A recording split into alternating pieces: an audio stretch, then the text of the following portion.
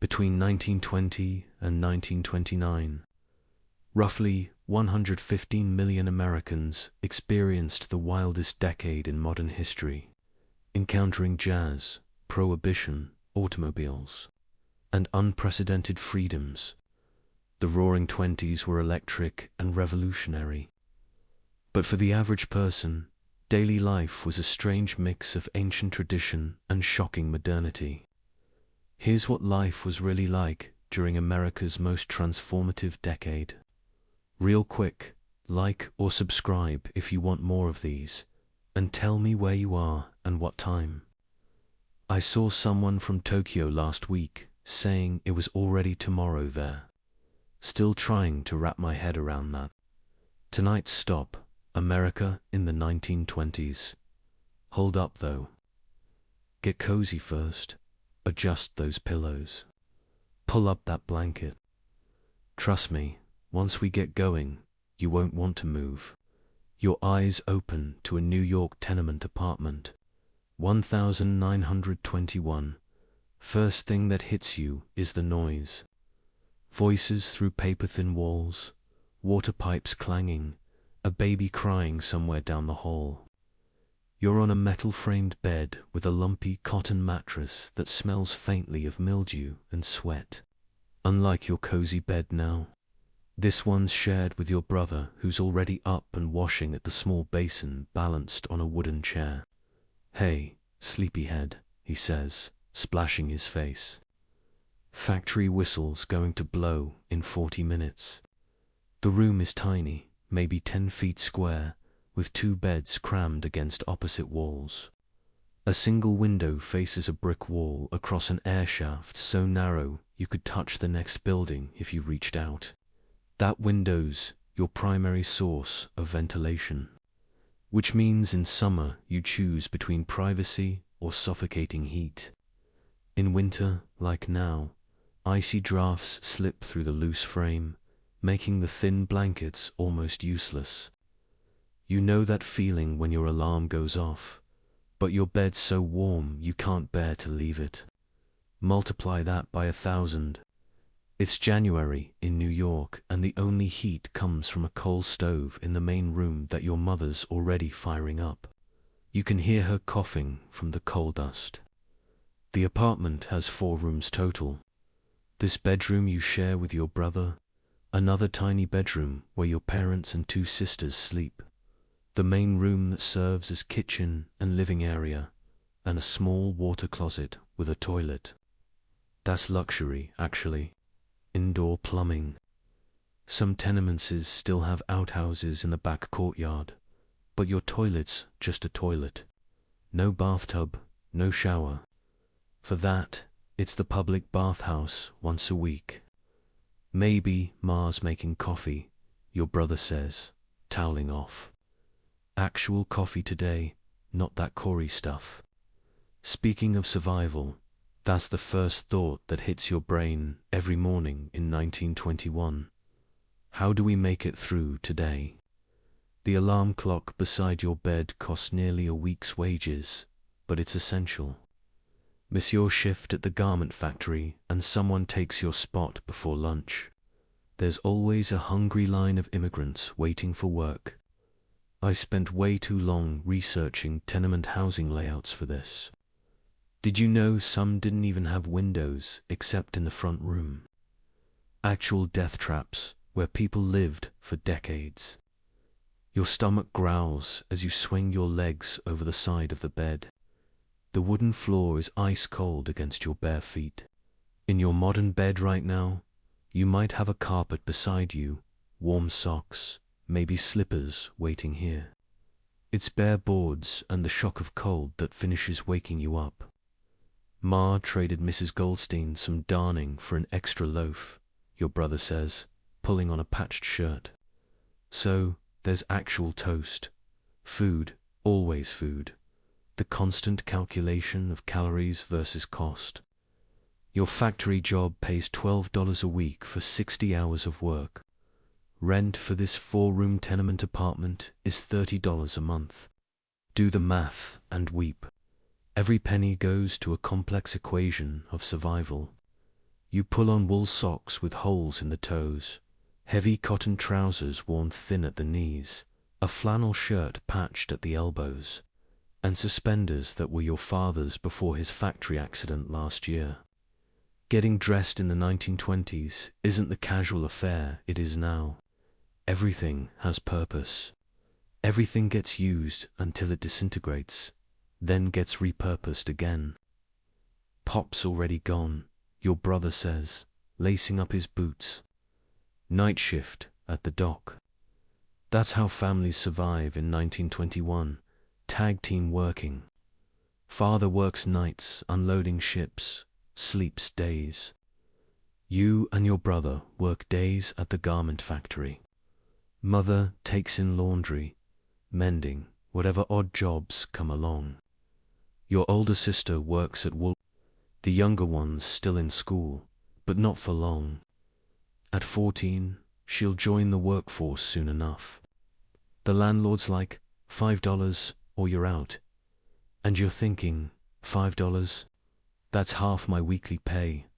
Because eviction is a constant threat hanging over every family. No tenant protections, no lease agreements for most. Just weekly envelopes of cash and the landlord's mood determining your housing security. You make your way to the main room where your mother stands at the coal stove, stirring a pot of oatmeal. The stove provides the only warmth in the apartment, making this room the heart of your home. The room smells of coal smoke, coffee, and yesterday's cabbage soup. Sleep, okay? Your mother asks, not looking up. Her hands are red and chapped from washing other people's clothes. She's 43, but looks 60. Fine, you lie. The truth is, you were up half the night listening to your father coughing in the next room. That dock dust gets in the lungs. Breakfast in 1921 is serious business. No grabbing a protein bar or coffee shop stop. This meal needs to fuel hours of physical labor. Your mother ladles thick oatmeal into a chipped bowl, adds a sprinkle of sugar, a luxury, and pours coffee into a tin cup. The coffee is stretched with Corey to make it last longer. Bitter, but hot. You know those fancy artisanal toast places charging $8 for avocado toast? Yeah, no. Your toast is a thick slice of day-old bread, slightly stale, held over the stove grate until it browns, then spread with a scraping of lard. Protein and calories, the currency of survival. Through the window, you can see the street 5 floors below coming alive. A milk wagon rattles past, glass bottles clinking. The milkman's horse leaves steaming deposits on the cobblestones, which kids will dodge on their way to school. A man with a pushcart shouts about hot chestnuts. The newspaper boy is already shouting headlines about Prohibition raids. Tony got arrested last night, your sister says, entering from the other bedroom. She's already dressed for work, hair pinned up severely, caught with a flask at Mancini's place. And here we encounter one of the most bizarre experiments in American history, Prohibition. January 1920. The government decided alcohol was the root of all evil and banned it completely. Manufacturing, selling, transporting, all illegal. Can you imagine the absolute chaos? Picture the government deciding tomorrow that coffee is illegal, or sugar, or I don't know, cheese, something millions of people use daily. What happens? People don't stop. They just get creative. Tony's an idiot, your brother says, wolfing down oatmeal. Everyone knows Mancini's gets raided on Tuesdays, because that's how Prohibition actually worked. This elaborate dance between cops who needed to show arrests and speakeasies that reopened the next day with a new password. The password this week, I'm thirsty. Real subtle. The speakeasy doorman gives you this look. Password, he growls. And you're standing there like I'm thirsty. Because even the passwords were an open secret. Everyone knew which barbershops had illegal bars in the back, whichies would sell you medicinal whiskey, which grocery stores had wine grapes labeled warning, will ferment into wine if left in warm place for 3 weeks. You finish breakfast, standing up to rushed to sit through the walls. You can hear the Calabresi family's morning argument, the Levinsky baby crying, Mrs. Uer's morning coughing fit. Privacy doesn't exist in tenement life. Everyone knows everyone's business. Troubles, joys. Outside, the January air hits like a slap. The street teems with people. Women with shopping baskets. Men hurrying to work. Children darting between adults. The smell is a complex mix of coal smoke, horse manure, garbage waiting for collection, and the enticing scent of bread from the Italian bakery on the corner. Your breath forms clouds in the frigid air as you and your brother join the river of workers flowing toward the factories. Women in headscarves, men in caps, all moving with purpose. This early the automobiles are few, mostly delivery trucks bringing goods to shops. The wealthy with their private cars won't be out until later. I'll race you past, Scarellis, your brother says, and you both break into a jog, dodging pedestrians. Physical fitness wasn't a hobby in 1921. It was built into daily life. No one had gym memberships because life itself was a constant workout. Past the butcher shop with its window display of cuts most modern Americans wouldn't recognize. Past the greengrocer where your mother will haggle over bruised vegetables. Later, past Mrs. Finkelstein, who runs the notion shop where your sister buys thread to mend everything endlessly. The garment factory looms ahead. 6 stories of brick with windows that barely open in summer, creating an inferno where you and 500 others work. In winter, like now, those same windows let in drafts that make your fingers so numb you can barely operate the sewing machine. You ever had that moment where you're one paycheck from disaster? That was Tuesday for most people. No safety net existed, no unemployment insurance, no workers' compensation, no social security. Your boss basically says, work faster or someone else will, because there's always someone hungrier waiting for your job. Waiting at the factory entrance is Mr. Perkins, the floor manager, checking his pocket watch. 2 minutes to whistle, he says, nodding as you pass. Being late means docked pay or worse. Inside the factory floor stretches vast and already humming. Rows of sewing machines, pressing stations, cutting tables. The air's thick with fabric dust, steam, and the smell of machine oil. Your lungs will feel it by day's end. The workers are a United Nations assembly. Italian, Jewish, Irish, Polish, Greek, first and second generation immigrants building America stitch by stitch. English mixes with a dozen other languages in a constant babble beneath the machine noise. You take your station at the sewing machine as the starting whistle blasts. For the next 12 hours, you'll feed fabric through the machine, creating men's shirts sold in fancy department stores for more money than you make in days. Your back will ache, your eyes will strain, your hands will cramp. The woman beside you, Mrs. 11, nods. Hello, she's 60 if she's a day. Fingers permanently curved from decades at the machine. My engaged, she tells you during a brief lull to a dentist. The pride in her voice tells the whole immigrant story. First generation suffers so the second can rise. Lunch break comes after 6 hours. 20 minutes to wolf down the sandwich your mother packed. Bread, a slice of Balagonia, a pickle if you're lucky. Workers sprawl on crates or lean against walls, too tired to even leave the building. I mean, imagine working without any of the protections we take for granted. No breaks required by law. No safety standards. The fire escape doors often locked to prevent theft. After the Triangle Shirtwaist Factory fire in 1911 killed 146 workers, some improvements came, but not nearly enough. The afternoon drags, fingers flying on autopilot while minds wander. You've made 63 shirt colors so far. Quatota is 100 by day end. Fall short 3 days running and there's someone to take your place. By 4 o'clock, winter darkness already falls.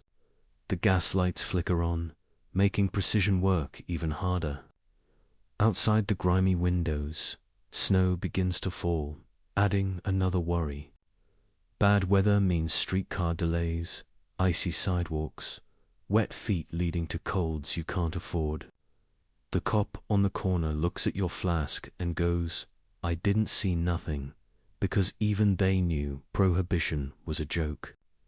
The police had an impossible job enforcing a law nobody wanted, leading to the first modern era of widespread corruption. Badge by day, speakeasy customer by night. Quitting whistle finally blasts at 7. Your back screams as you straighten. Fingers stiff claws that slowly Around you, hundreds of workers sigh collectively. Gather belongings. Bundle up for the cold journey home. Payday tomorrow.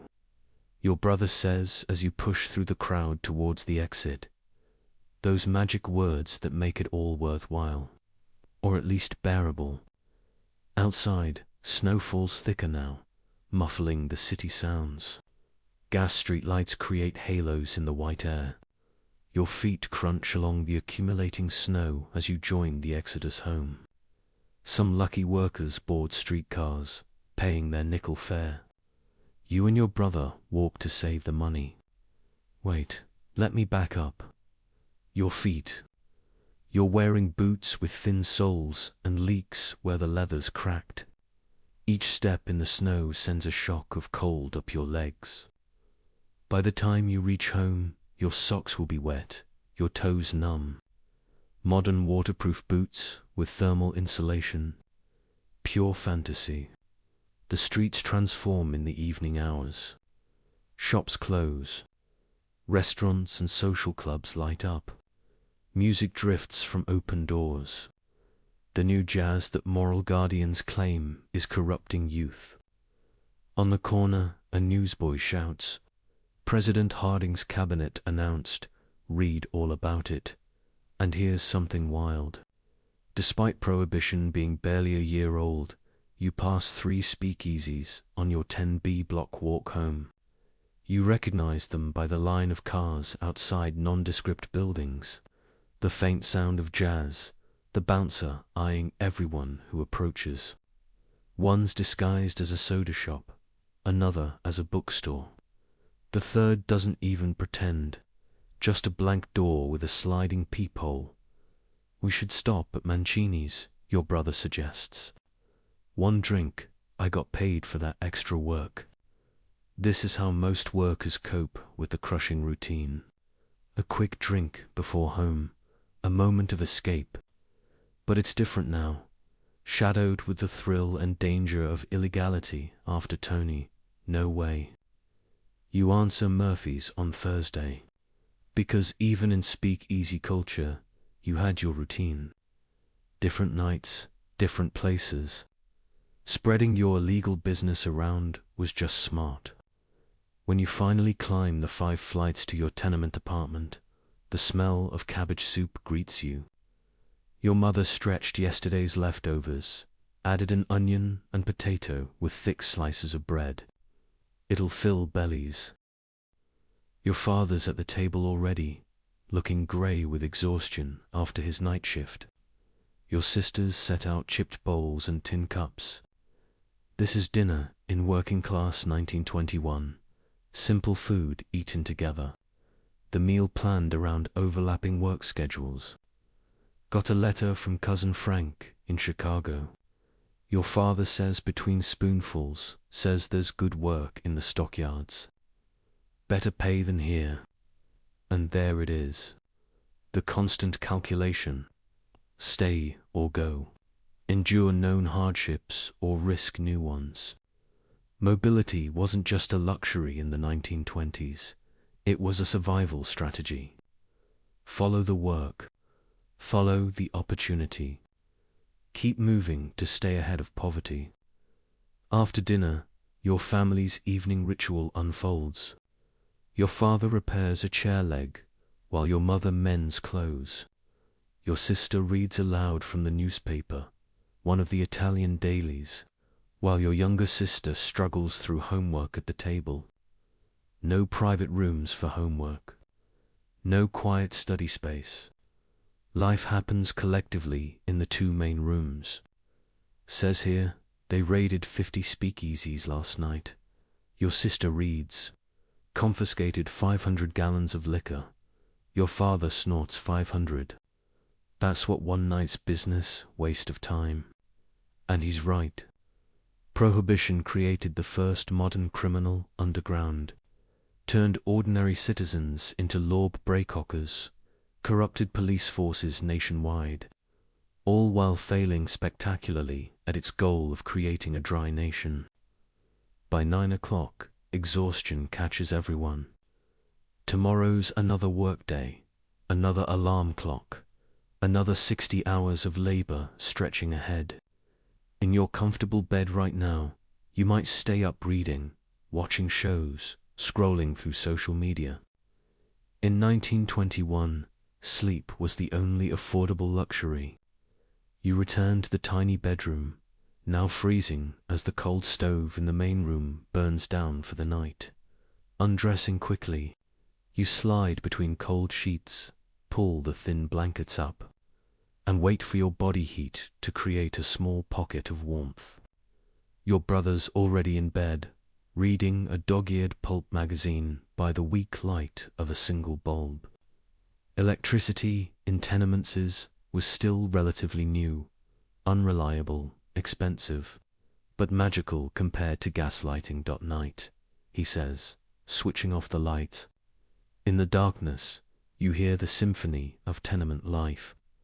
Babies crying, couples arguing, someone playing a violin badly, water pipes knocking, the L train rumbling 2 blocks away.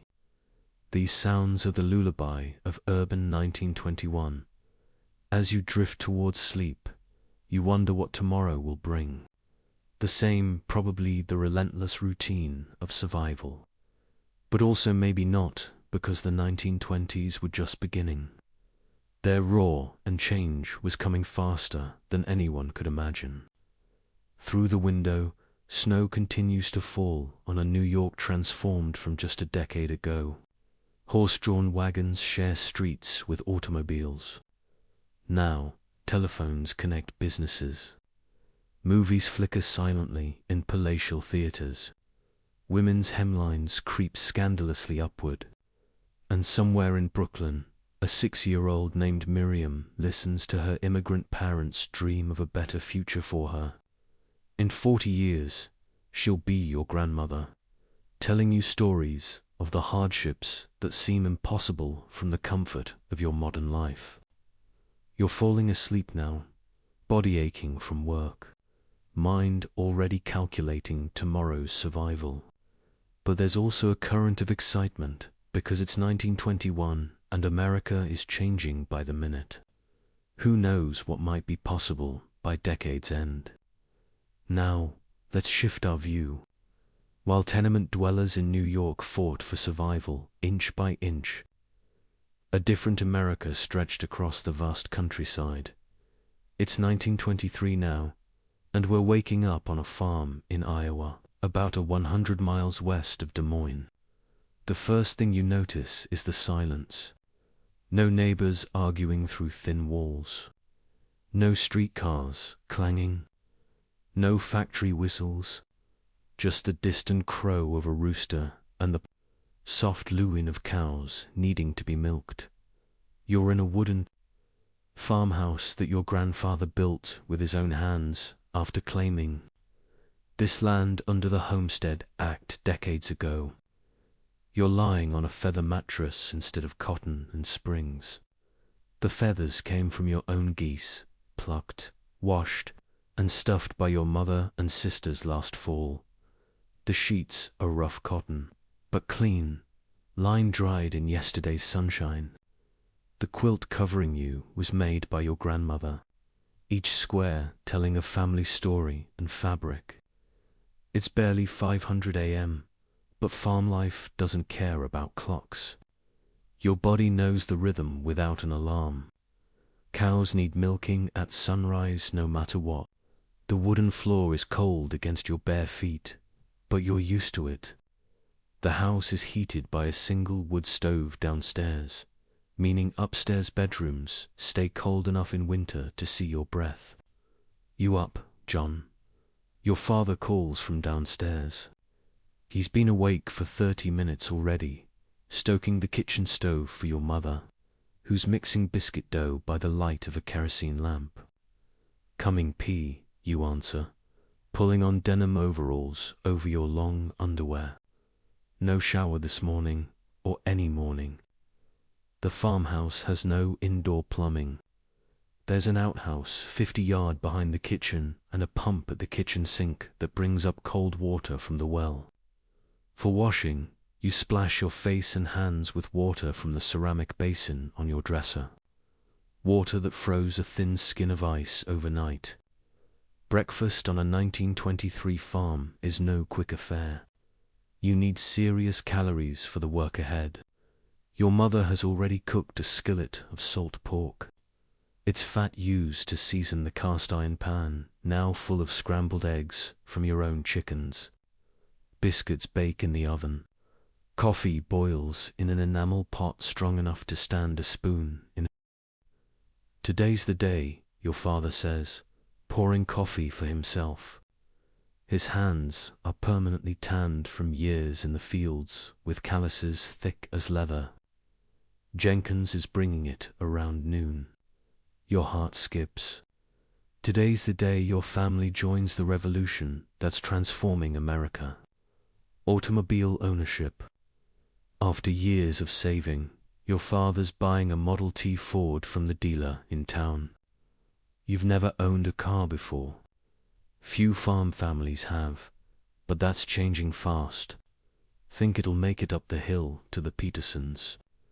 Your mother asks, setting a plate of eggs before you. She's worried about the expense, the practicality. 20 years of horse transportation doesn't shift overnight. Henry Ford didn't become the richest man in America by making things that don't work, your father answers. But there's worry behind his confidence.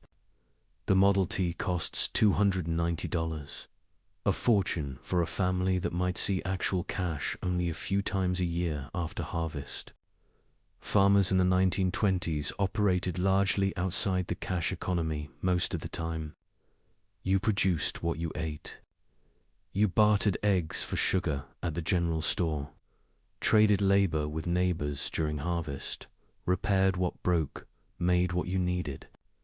Actual dollars were rare and precious. After breakfast, you head to the barn with your father and younger brother. The daily chores wait for no one, car delivery or not. The barn smells of hay, manure, and the sweet breath of cows. 6 dairy cows need milking. The horses need feeding. The pigs need slop. Your hands move automatically, squeezing rhythmically as warm milk hisses into the metal bucket. P, can I drive it first? Your brother asks, fork deep in soiled straw. Your father laughs. Nobody's driving but me till I figure it out. That thing cost more than the South Field. I spent hours researching early car ownership, and the learning curve was brutal. No driver's education, no licensing requirements in most rural areas. Just a complicated machine, some basic instructions, and a lot of trial and error. The manual for a 1923 Model T included helpful tips like to stop the car. First pull the gas lever back to neutral, then apply the brake. Do not become frightened and jump out. The morning passes in the rhythm of chores as old as farming itself. Milk the cows, separate cream, feed livestock, gather eggs, repair fences, check crops. The work of survival never ends. But there's a strange comfort in its predictability. By 11, you've changed into your town clothes. Not fancy, but clean overalls and a collar shirt without manure stains. Your mother's put on her good dress, the blue one saved for church and special occasions. Even your father's combed his hair and put on a freshly ironed shirt. Hear that? Your brother says, running in from the porch. It's coming. And then you hear it. The unmistakable put-put-put of a Model T engine laboring up the dirt road to your farm. The sound of the modern world arriving at your door. Your whole family spills onto the porch, watching as a shiny black automobile bounces over the ruts of your lane. Mr. Jenkins from the dealership grins behind the wheel, dust coating him from the 12 miles drive from town. She's a beauty, ain't she? He calls, bringing the vehicle to a jerky stop in your yard. Chickens scatter in panic at this noisy intruder, and she is beautiful. Gleaming black metal brass headlamps, a folding top for rain protection. The Model T isn't fancy by later standards. It's utilitarian, designed to handle the brutal rural roads with high clearance and a tough suspension. But to your family in 1923, it's nothing short of miraculous. Can drive her anywhere. Mr. Jenkins says, patting the hood like a favorite horse. 15 horsepower, 20 miles per hour on good roads. 20 miles per hour. The math transforms your world instantly. The trip to town, 12 meters, that takes half a day by horse and wagon, suddenly shrinks to maybe 40 minutes. The county seat, previously a full-day journey, becomes a morning trip. Mr. Jenkins pops the hood to show your father the engine. Now starting her takes some practice. Got the hand crank here in front. Choke here. Timing, advance here. Too much choke. She flood. Not enough. Won't catch. Timing too advanced. She'll kick back and break your arm. Wait, what? Yeah. Starting early cars was legitimately dangerous. The hand crank could snap back and break bones if the timing was wrong. Emergency rooms of the 1920s were full of what doctors called Ford fractures. Broken arms, wrists, and thumbs from car cranks kicking back. Your father nodded seriously, absorbing every word. This is the most complicated piece of technology your family has ever owned. More complex than the cream separator, more expensive than anything but the farm itself. Now driving has simple enough, Jenkins continues. 3 pedals on the floor, left is clutch, press down for low gear, release halfway for high gear. Middle is reverse, right is brake. Your father looks concerned. Middle is reverse, not the left. Jenkins laughs. Ford's got his own way of doing things, different from other makers. You'll get used to it. And that was actually true. Early cars had zero standardization.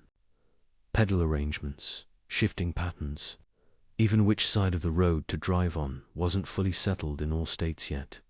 Learning to drive one car didn't necessarily prepare you for another.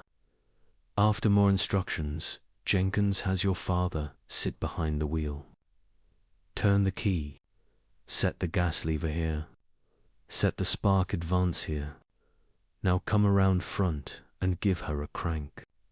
Your father follows directions, moves to the front, grips the crank, and gives it a mighty swing. Nothing happens.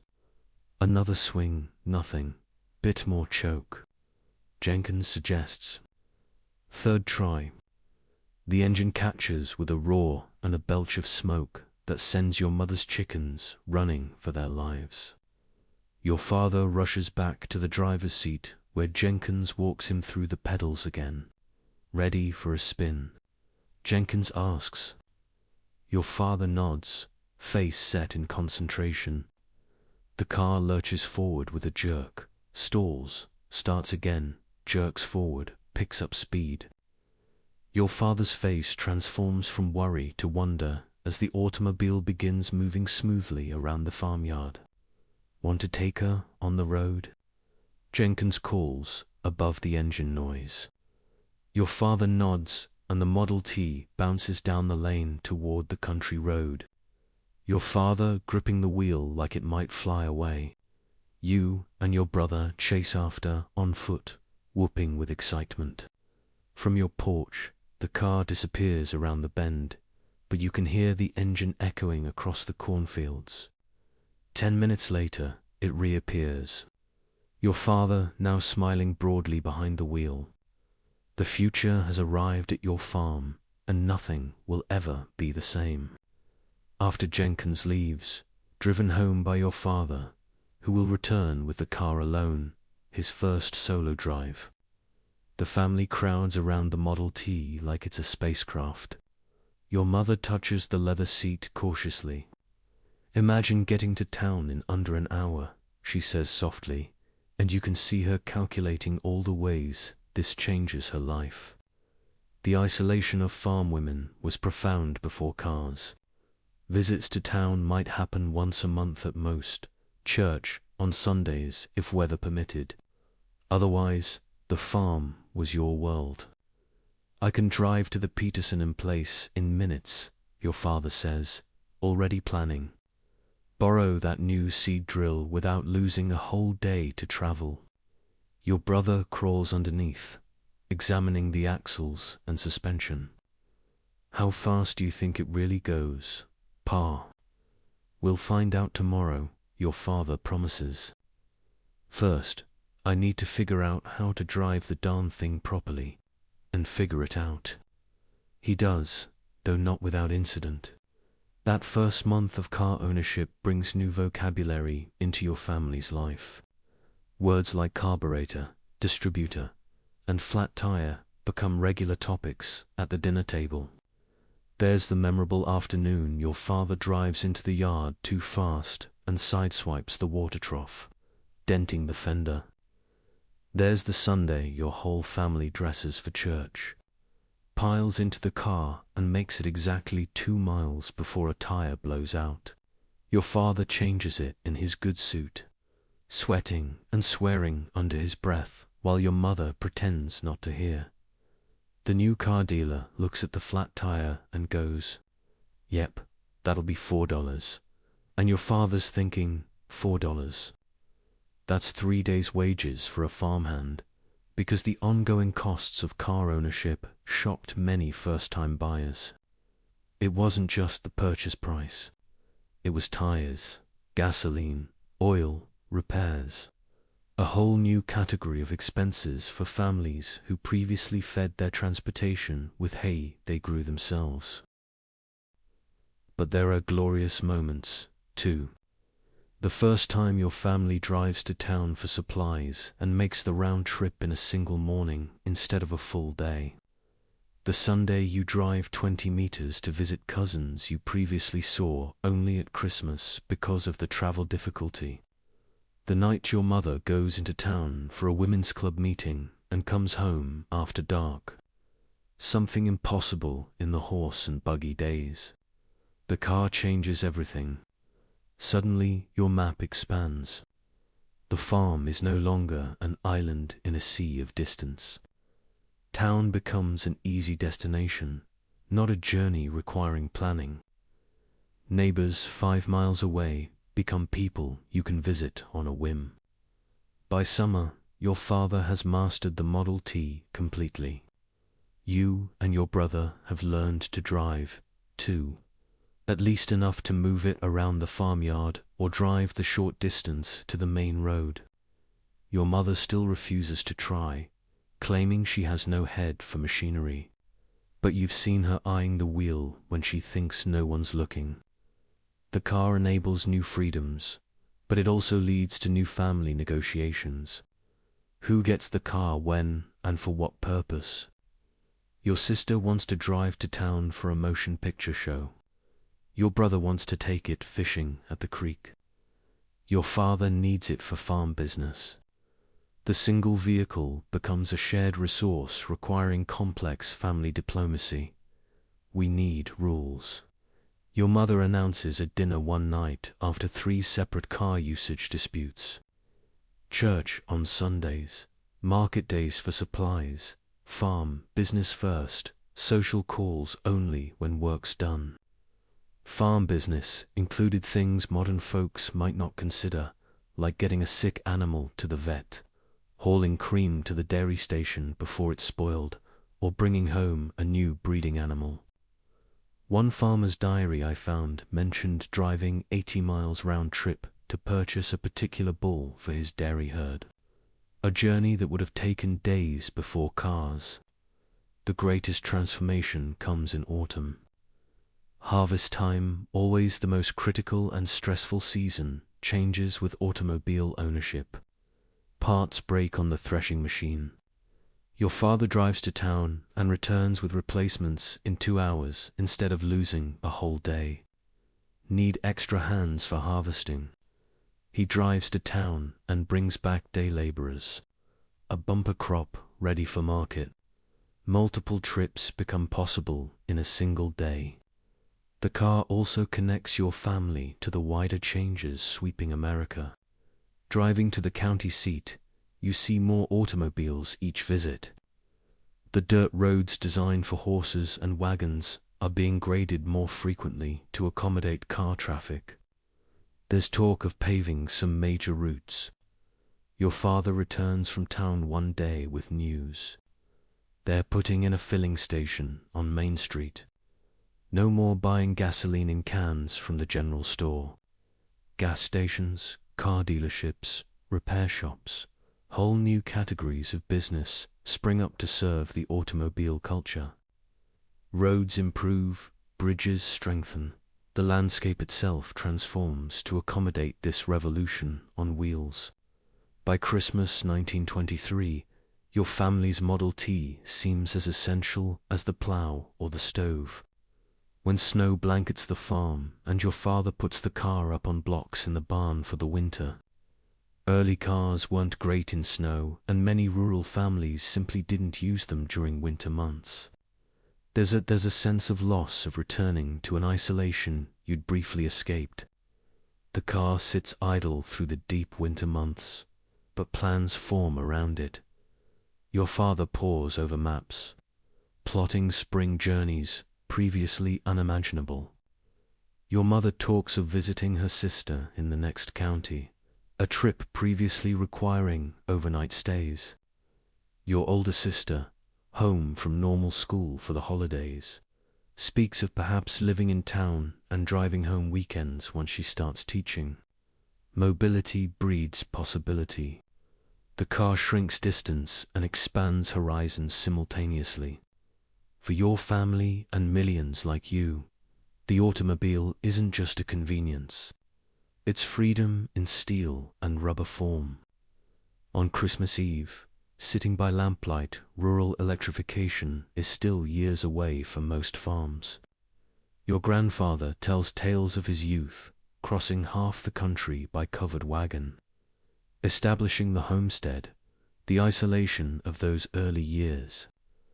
Took 3 days to get to town when I first settled here, he says, shaking his head at the changes he's witnessed. And you can do it before lunch. This compression of time and space is the real revolution of the 1920s.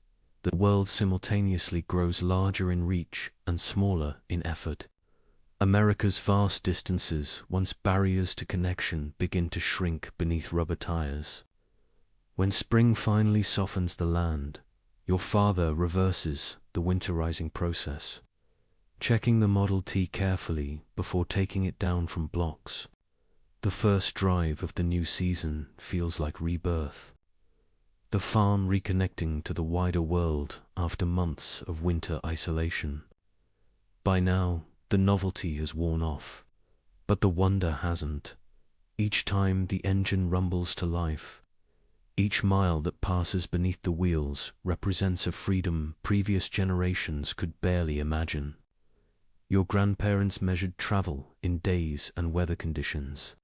You measure it in hours and gallons of gasoline. And as your family's Model T bounces down country roads, it joins a growing river of vehicles, transforming America mile by mile. By decade's end, the country will have more than 23 million registered automobiles, one for every 5 Americans. The nation itself is being rewired around this invention, its geography rewritten in routes accessible by car.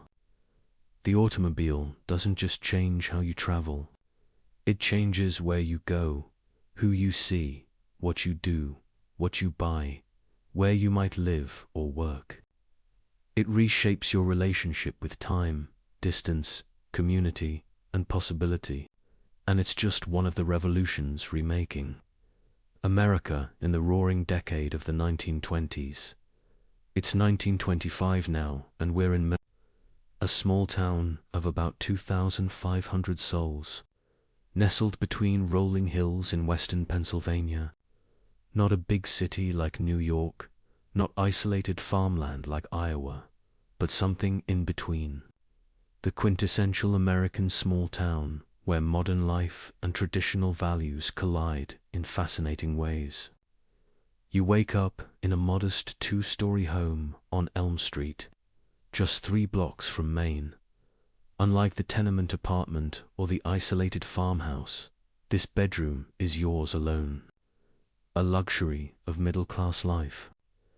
The bed has a proper metal frame, a store-bought mattress, and a colorful quilt your mother ordered from the Sears catalog. Morning light filters through cotton curtains as you stretch beneath warm blankets. Outside your window, you can hear birds chirping, the occasional automobile puttering past, and the distant whistle of the 715 train arriving at the station. The house smells of coffee and bacon. Unlike city dwellers crammed in tenements or farmers isolated on distant homesteads, your family represents the growing American middle class. Not wealthy, but comfortable. Your father works as the manager at the town's hardware store. Your mother, unusually for married women in 1925, keeps the books for the same business. Your bedroom contains treasures that mark you as a teenager in this transitional decade. A small collection of photograph records stacked beside a hand-cranked Victrola player. Movie magazine clippings of Clara Bow and Rudolph Valentino pinned to the wall. A crystal radio set you built yourself from a kit ordered through Popular Mechanics. You swing your legs over the side of the bed, feet hitting a proper rug instead of bare boards. The house has modern conveniences your city and country counterparts might envy. Indoor plumbing with a bathroom shared by the family. Electric lights in most rooms. A telephone in the hallway downstairs. Not every house in town has these things yet, but they're spreading rapidly as America's prosperity grows. Sarah breakfast. Your mother calls from downstairs. You can hear the radio playing in the kitchen. A morning news program from Pittsburgh. The announcer's voice slightly tiny but clearly audible. The radio, not the automobile, sits at the heart of your family's modern life. I spent way too long researching early radio models for this. Did you know the first commercial radio station, KDKA, in Pittsburgh only started broadcasting in 1920? By 1925, America had over 500 stations, and radio was transforming from novelty to necessity. Downstairs, your family gathers around a proper dining table in a room dedicated just to eating. Another middle-class luxury. Your father sits with the newspaper propped against the sugar bowl. Your mother places a plate of eggs and bacon before you. And your younger brother fiddles with the radio dial, trying to improve reception. "Don't touch that," your father says, without looking up from his paper. "I want to hear the market report." The radio on the sideboard is the pride of your household. A new Atwater Kent model with 5 tubes and a proper wooden cabinet. No more headphones or crystal sets. This is a genuine piece of furniture that delivers entertainment directly into your home. It cost nearly $80, 2 weeks of your father's salary, but he considers it an investment, not a luxury. There's a new Harold Lloyd picture at the Rialto tonight, your brother says, passing you the toast rack. "Can we go?" Movies, the other great mass media revolution, have already transformed from novelty to regular entertainment. Millerville has 2 movie theaters, the older Bayview and the newer, fancier Rialto, with actual upholstered seats and electric fans for summer cooling. Test scores first, your mother answers, but her tone suggests permission is likely. Unlike earlier generations, your parents view commercial entertainment as normal, even beneficial. The motion picture industry has worked hard to shed its slightly disreputable early image, promoting films as educational and wholesome family entertainment. Your father lowers his paper. Says here, "Coolidge is speaking on the radio tonight." National hookup. He says this with genuine wonder. The president's voice coming directly into your living room. The miracle hasn't grown stale yet. So, for context, President Coolidge was nicknamed Silent Cal because he was so reserved. But even this quiet president embraced radio immediately. Like most politicians, he recognized its power to bypass newspapers and speak directly to voters. Radio made national politics immediate and personal in ways print never could. After breakfast, you head downtown with your brother to run errands before school. Maine. Street bustles with morning activity. Mr. Peterson unlocking his pharmacy. Mrs. Winters sweeping the sidewalk. In front of her millinery shop. The mailman delivering packages to the general store. Unlike the anonymous city or the isolated farm, small-town life means being known. Morning, Sarah calls Mr. Peterson. "Tell your mother her headache powder came in." 3 people greet you by name before you reach the corner. This interconnectedness defines small-town existence, comforting or stifling depending on your perspective. You pass the Rialto Theatre, where the marquee indeed advertises Harold Lloyd and the Freshman. A colorful poster shows the bespectacled comedian hanging from a clock face. Movie marketing is sophisticated already, with nationwide advertising campaigns, fan magazines, and merchandise. The movie star system is in full flower, creating the first modern celebrities known as intimately as family members, despite never being met in person. Think Clara Bow will ever come to Mill? Your brother asks, staring at another poster showing the famous It Girl in a revealing costume. Dream on, you laugh. Small towns might get the same movies as big cities, but actual movie stars exist in another universe. At the newsstand, you spend your allowance on the latest issue of Photoplay, a movie magazine promising exclusive interviews with the stars. Inside are glossy photos of the famous faces you and millions of other Americans collectively adore. Chaplin Fairbanks, Pigford Swanson. Their hairstyles will be copied, their clothing imitated, their romances analyzed by people who've never been to Hollywood and never will go. The theater manager passes by, tips his hat. Coming tonight, Lloyd's a scream in this one. Hope to, Mr. Daniels. You answer if homework allows. He winks. Special display in the lobby. Actual football from the movie studio sent it as promotion. This national marketing for local consumption represents the new media landscape. Products, promotions, and publicity flow from centers of production to the smallest towns, creating shared cultural touchstone. A joke told in a Harold Lloyd film will be repeated in schoolyards from Maine to California. Americans increasingly laugh at the same things, cry at the same stories, worry about the same news. School occupies the middle of your day, a consolidated high school serving Millerville and surrounding farms. Unlike your parents' one-room schoolhouse education, yours features specialized teachers, a science laboratory, even a small gymnasium. Education is changing, too, becoming more standardized across America as mass media and improved transportation connect previously isolated systems.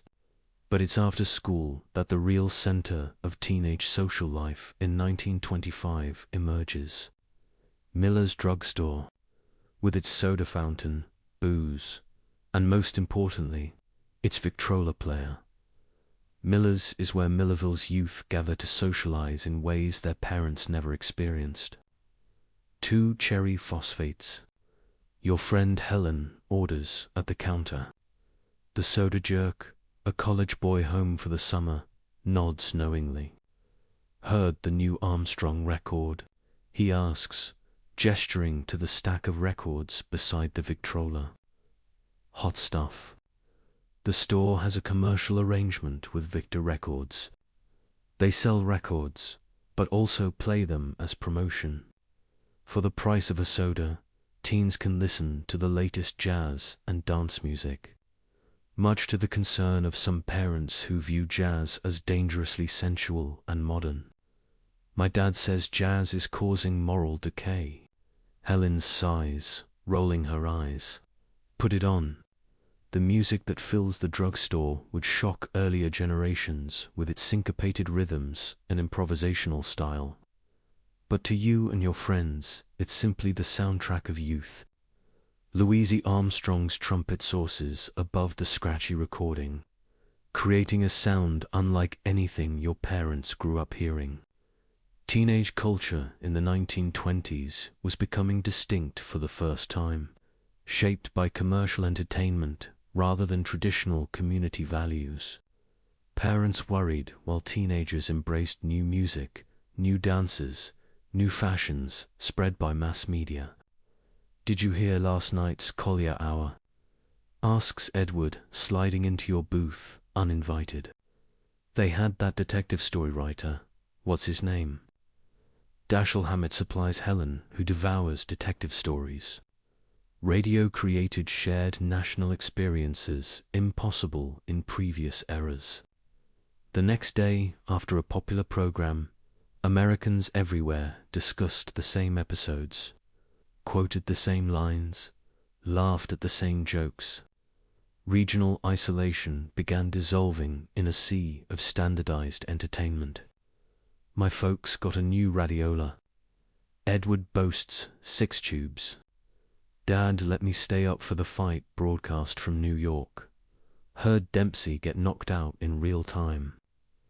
Sports broadcasting nationalized athletics, turning local teams into national obsessions and athletes into celebrities.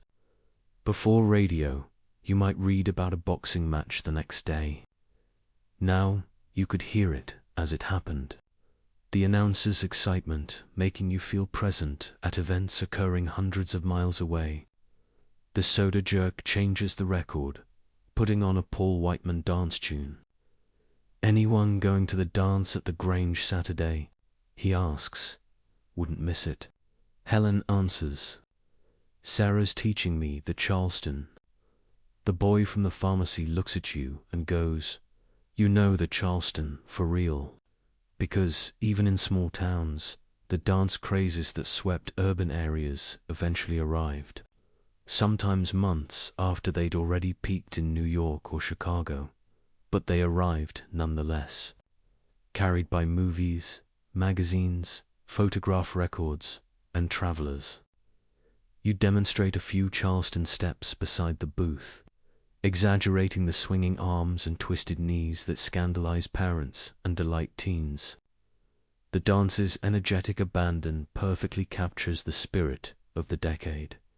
Modern, rebellious, carefree. As afternoon stretches toward evening, you head home for dinner, stopping by the hardware store to walk home with your father. The store itself is another symbol of changing times.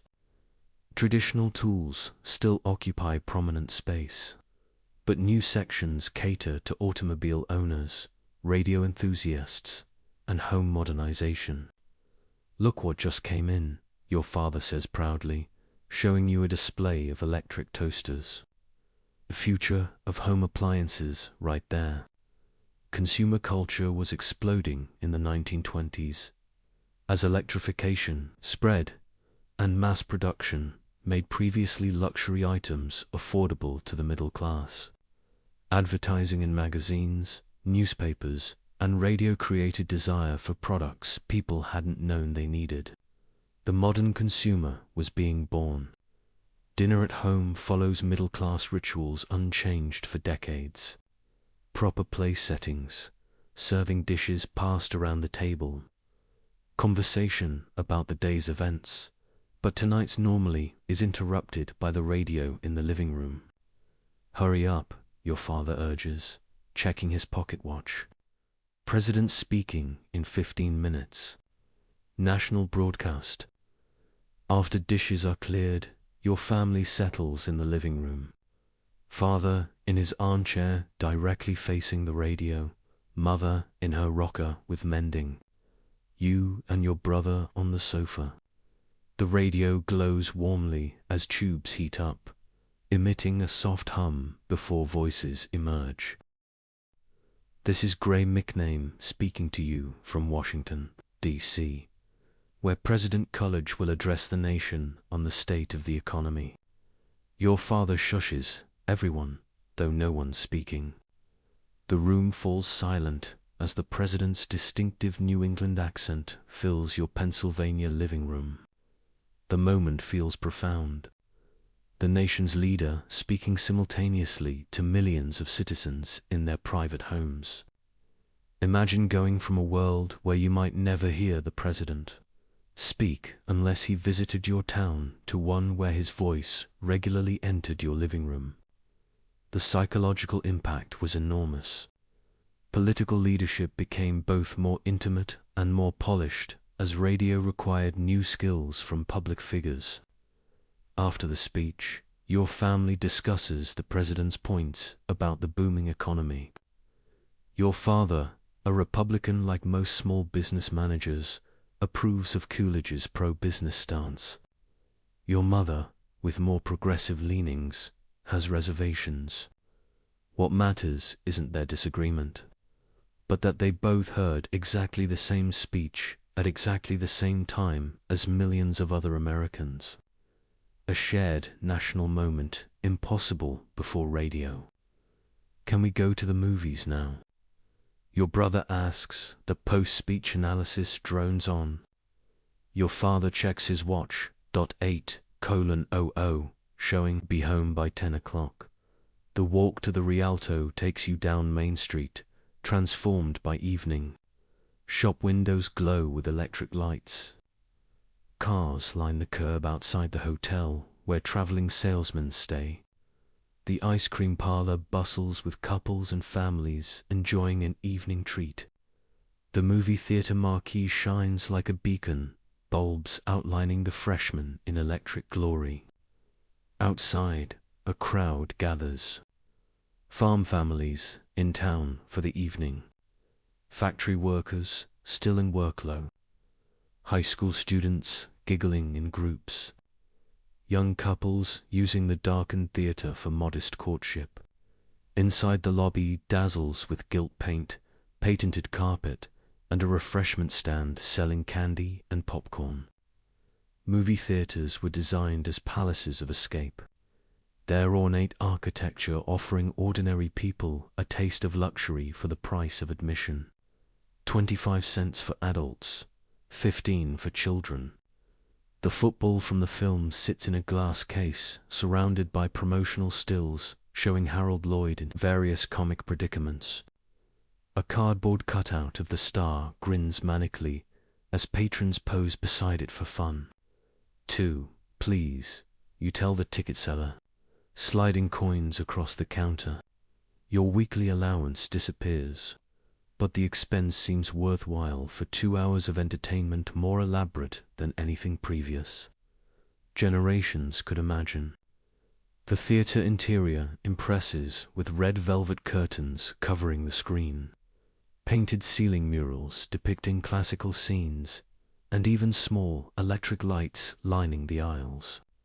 No modern multiplex can match the opulent movie palaces of the 1920s designed to transport ordinary people into worlds of fantasy before the film even began.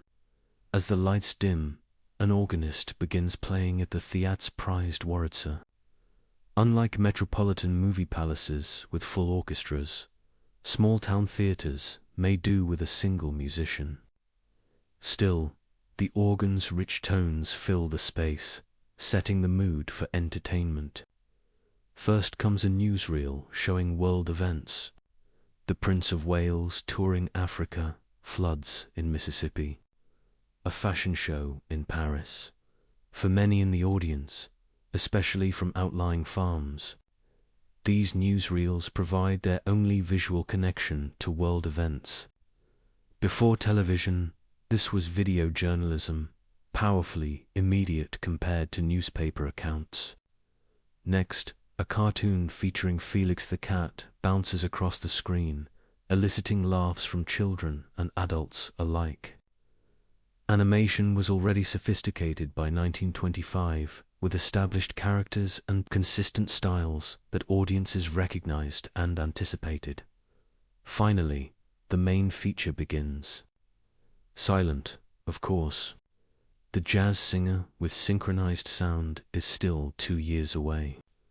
Title cards provide dialogue and narration, but the storytelling is primarily visual, relying on exaggerated expressions and physical comedy that requires no translation.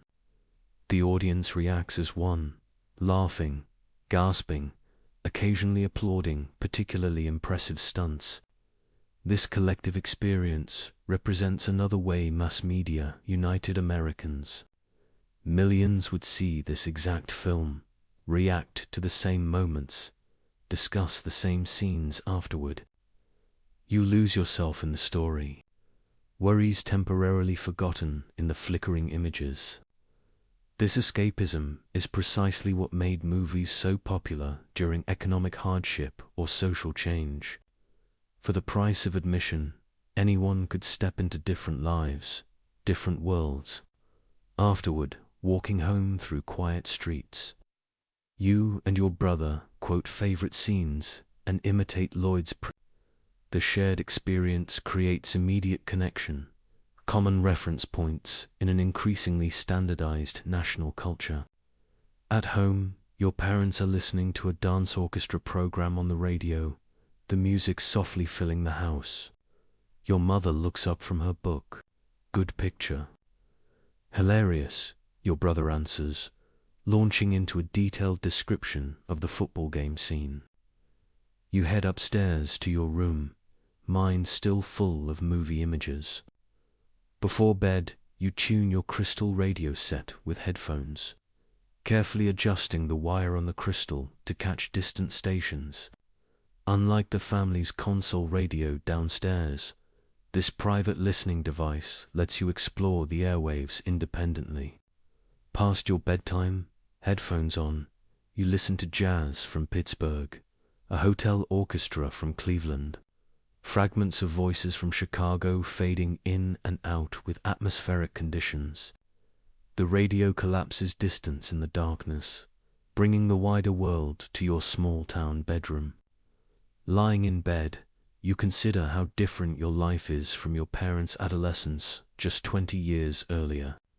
They grew up in relative isolation, their entertainment locally produced, their horizons limited by physical distance. You inhabit a world where national media creates shared experiences across thousands of miles, where movie stars and radio personalities feel like familiar friends, where cultural trends spread coast to coast in weeks instead of years or not at all. Your room contains the evidence of this transformation. Movie magazines, photograph records, radio equipment. Each represents threads connecting you to a wider America, weaving previously separate communities into a more uniform national culture. The voices on your radio fade as stations sign off for the night. This is KDKA, Pittsburgh signing off until 6 a.m. Good night and God bless America. In the silence that follows, you drift towards sleep. Your imagination full of images from movies, your head still nodding to remembered jazz rhythms. Tomorrow will bring more local experiences. School chores, face-to-face conversations with friends and neighbors.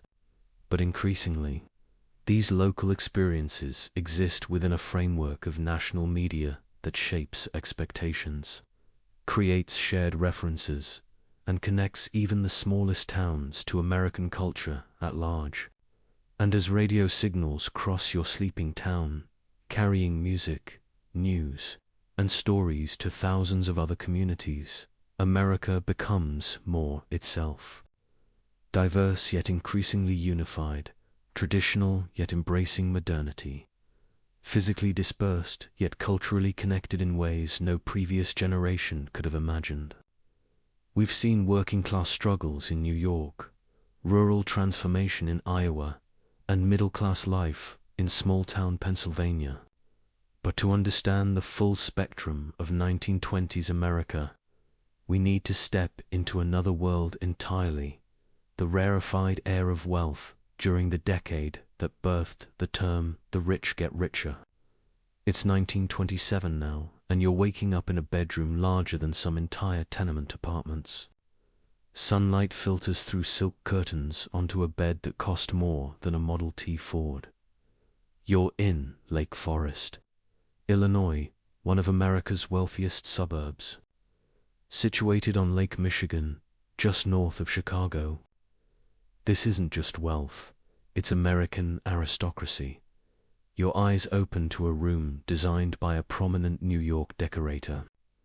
Hand-painted Chinese wallpaper covers walls hung with original oil paintings. A Persian carpet cushions your feet when you slide from the bed. The sheets are Egyptian cotton changed daily by housemaids you rarely see. The room is warm despite the winter chill outside. Central heating thermostatically controlled keeps the entire 24-room mansion at a perfect 72. Through large windows, you can see snow dusting the formal gardens that stretch toward the lake. The grounds cover 12 acres, maintained by a staff of 6 gardeners year-round. Unlike the tenement dweller, the farmer, or the small-town teen, your morning doesn't begin with immediate chores or work preparation. Instead, a discreet knock at the door signals your lady's maid, Louise, arriving with a breakfast tray. "Good morning, Miss Catherine," she says, setting the silver tray on a bedside table. "Mrs. Harrington requests your presence at 11 for the charity committee meeting." You nod sleepily, reaching for the delicate porcelain cup filled with perfectly brewed coffee. Louise moves efficiently around the room, opening curtains wider, laying out clothes for the day, gathering yesterday's discarded silk stockings for laundering. "The blue Chanel or the green Pooh for luncheon?" she asks, holding up 2 dresses that each cost more than 6 months' salary for most Americans. "The blue, I think," you answer. His father at breakfast. Mr. Harrington left for Chicago on the 7:30 train. Louise informs you. He mentioned a board meeting at the bank. I spent hours researching how the ultra-wealthy lived in the 1920s. Think real-life Great Gatsby stuff. The income gap was staggering. The top 1% owned about 40% of all wealth, and they weren't shy about showing it. Louise draws your bath in a bathroom that would astound most Americans. Marble floors heated from below, a sunken tub large enough for 2 gold-plated fixtures, and a shower with multiple heads. Still a rarity even in wealthy homes. Indoor plumbing had been around for decades, but this level of bathroom luxury was unprecedented. As you soak in scented water, you contemplate your day. Charity committee in the morning, luncheon with mother's friends, tennis lesson if weather permits, the family has private indoor courts, then dinner with potential suitors your parents have approved. At 20, you're already slightly behind the marriage curve for your social set. Meanwhile, 3 floors below, in the servants' wing, another day has been underway for hours. The Harrington household employs 18 domestic staff: butler, housekeeper, cook, kitchen maids, housemaids, footman, chauffeur, ladies' maids, and miscellaneous others.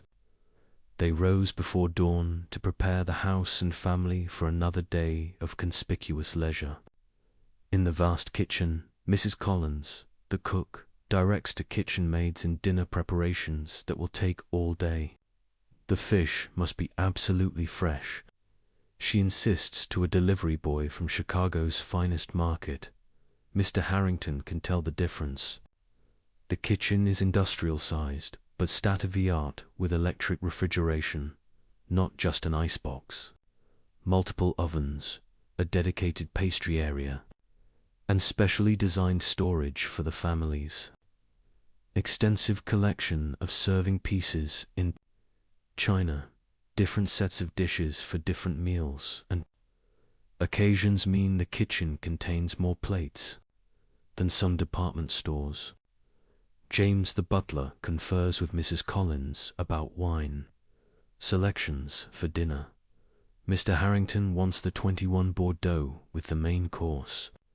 He says, despite prohibition being the law of the land, fine wine flows freely in wealthy households. The very rich were effectively exempt from liquor laws that criminalized average Americans. The Harrington family never even pretended to obey prohibition. Their wine cellar, hidden behind a false wall, a minimal concession to legality, contains vintages worth more than most Americans earn in years. When they entertain, champagne flows as though the 18th Amendment never passed. The florist called.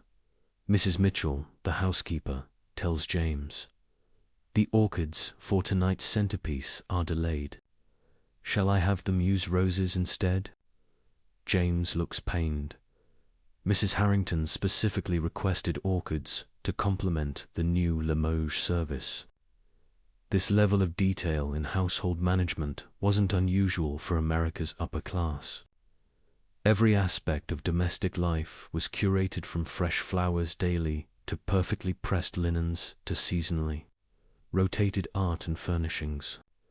The butler checks his watch, a solid gold timepiece gifted by Mr. Harrington last Christmas.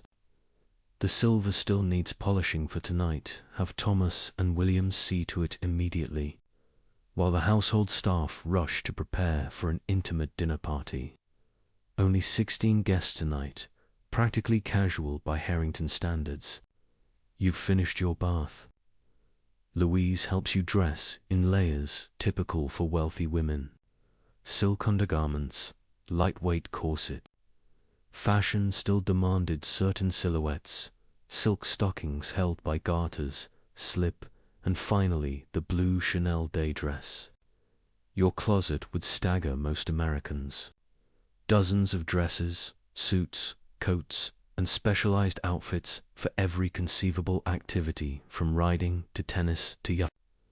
The concept of appropriate dress reaches religious intensity among the wealthy. Wearing evening clothes before 6 or country clothes in town would cause more scandal than political radicalism. Mrs. Harrington purchased tickets for the symphony Friday. Louise mentions while styling your hair. She asked me to remind you that the abbot's son will be joining your box. Matchmaking remains a primary maternal occupation even in 1927. Despite the decade's reputation for liberation, upper-class marriage still functions partially as business merger and social positioning. The abbots own railroads. Your father owns banks. The match makes financial sense. I read this wild account from a society columnist who described a debutante ball where they released live birds painted gold as decoration. Just set them loose inside a ballroom. The things wealth made seem reasonable were truly bizarre. Downstairs, you find your mother in the morning room, a sunny space overlooking winter gardens. Elalina Harrington at 45 remains a stunning woman maintained by rigorous beauty regimens, regular spa visits, and the confident posture of someone who has never worried about money. Catherine Darling. She greets you, barely looking up from correspondence she's reviewing. The Blakely girl is engaged third this season. We really must focus on your prospects. Your mother writes with a gold fountain pen on personalized stationery. Her morning activity includes answering invitations, directing household matters, and managing her extensive social obligations. Though she doesn't work in any traditional sense, her role maintaining family status through social connections is taken extremely seriously. The charity committee meets at 11 o'clock. She continues, "We're finalizing plans for the Children's Hospital benefit. I've committed us to purchasing 2 tables at $500 each." The irony of spending lavishly on charity events wasn't lost on everyone. One socialite supposedly said, "We spent $15,000 on a party to raise $10,000 for the poor. But the party was so lovely. A housemaid appears silently with fresh coffee." Your mother continues reviewing her social calendar without acknowledging the servants' presence. This invisibility of staff represents another aspect of wealthy life. Domestic workers exist in a parallel universe, physically present, but socially non-existent and less needed. The Morgans have invited us to Palm Beach next month. Your mother says, "I've instructed Louise to begin packing your resort clothes. We'll take the private car on the 20th. The private car refers to the family's railroad car, attached to regular trains, but offering completely private accommodations. Commercial air travel barely exists in 1927, so wealthy families travel by private rail car, essentially mobile luxury apartments coupled to regular trains. Your father enters. Having returned unexpectedly from Chicago, Howard Harrington made his first million before 30, multiplied it through banking, and now at 50, serves on numerous corporate boards while managing family investments. His tailored suit, handmade shoes, and perfectly trimmed mustache project success and authority. "Market's up again," he announces, accepting coffee from the hovering maid. "Those aircraft manufacturers I mentioned, stock jumped 12 points yesterday." The stock market dominates wealthy conversation in 1927. The unprecedented bull market seems unstoppable, creating paper millionaires daily. Investment tips exchange like currency at dinner parties and golf clubs. "Should we buy more?" Your mother asks, revealing that even society women follow financial markets closely. Already instructed Harrison to purchase another 1,000 shares. Your father replies, "This boom has legs." Of course, with hindsight, we know the crash lurks just 2 years away. But in 1927, optimism borders on delusion among the investing class. the market can only go up. Prosperity will never end. America has entered a permanent plateau of prosperity, as many economists claimed. After breakfast, you join your mother in the library where the charity committee, 8 women from prominent Chicago families, gathers to plan a hospital benefit expected to raise $50,000. The meeting perfectly encapsulates upper-class women's lives. Genuine, charitable impulses filtered through social competition and status display. The Palmers have donated an automobile as the grand prize, announces Mrs. Winthrop, committee chair.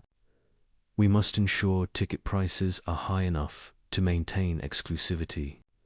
The women discuss dinner menus, orchestras, table arrangements, and decorations with the seriousness of military strategists. While they genuinely want to support the children's hospital, the event's success will be measured equally by its social prestige and press coverage. Catherine, Mrs. Winthrop addresses you. We'd like you to chair the junior committee. Get those eligible bachelors to open their wallets. This represents your growing social responsibility. Young people of your class must begin demonstrating philanthropic leadership. It's part of the unwritten curriculum of wealth. After the committee departs, you have a few hours before lunch. Unlike most Americans, your time is largely discretionary. You spend it practicing piano on the Steinway Grand in the music room, one of many accomplishments expected of wealthy young women. Though the jazz age celebrates more liberated female behavior, traditional expectations still govern upper-class womanhood. The society lady at the piano goes, "Oh, I don't work. I merely oversee the staff, manage social engagements, run 3 charity boards, speak 3 languages, and can play Chopin from memory," because wealthy women's labor was never called work, even when it was complex and demanding. At 1 o'clock, your mother's lunch and guests arrive. 6 women from prominent Chicago families. The dining room gleams with silver and crystal for what's considered an informal meal, though it would outshine most Americans' wedding dinners. Housemaids in black uniforms with white aprons serve course after course while remaining functionally invisible to the diners. Conversation touches on mutual friends, upcoming social events, European travel plans, and eventually current events. Even here, the new mass media makes its presence felt. "Did you hear President Coolidge on the radio last night?" asks Mrs. Forrester, whose husband owns department store. "Harold says his business policies are precisely what America needs.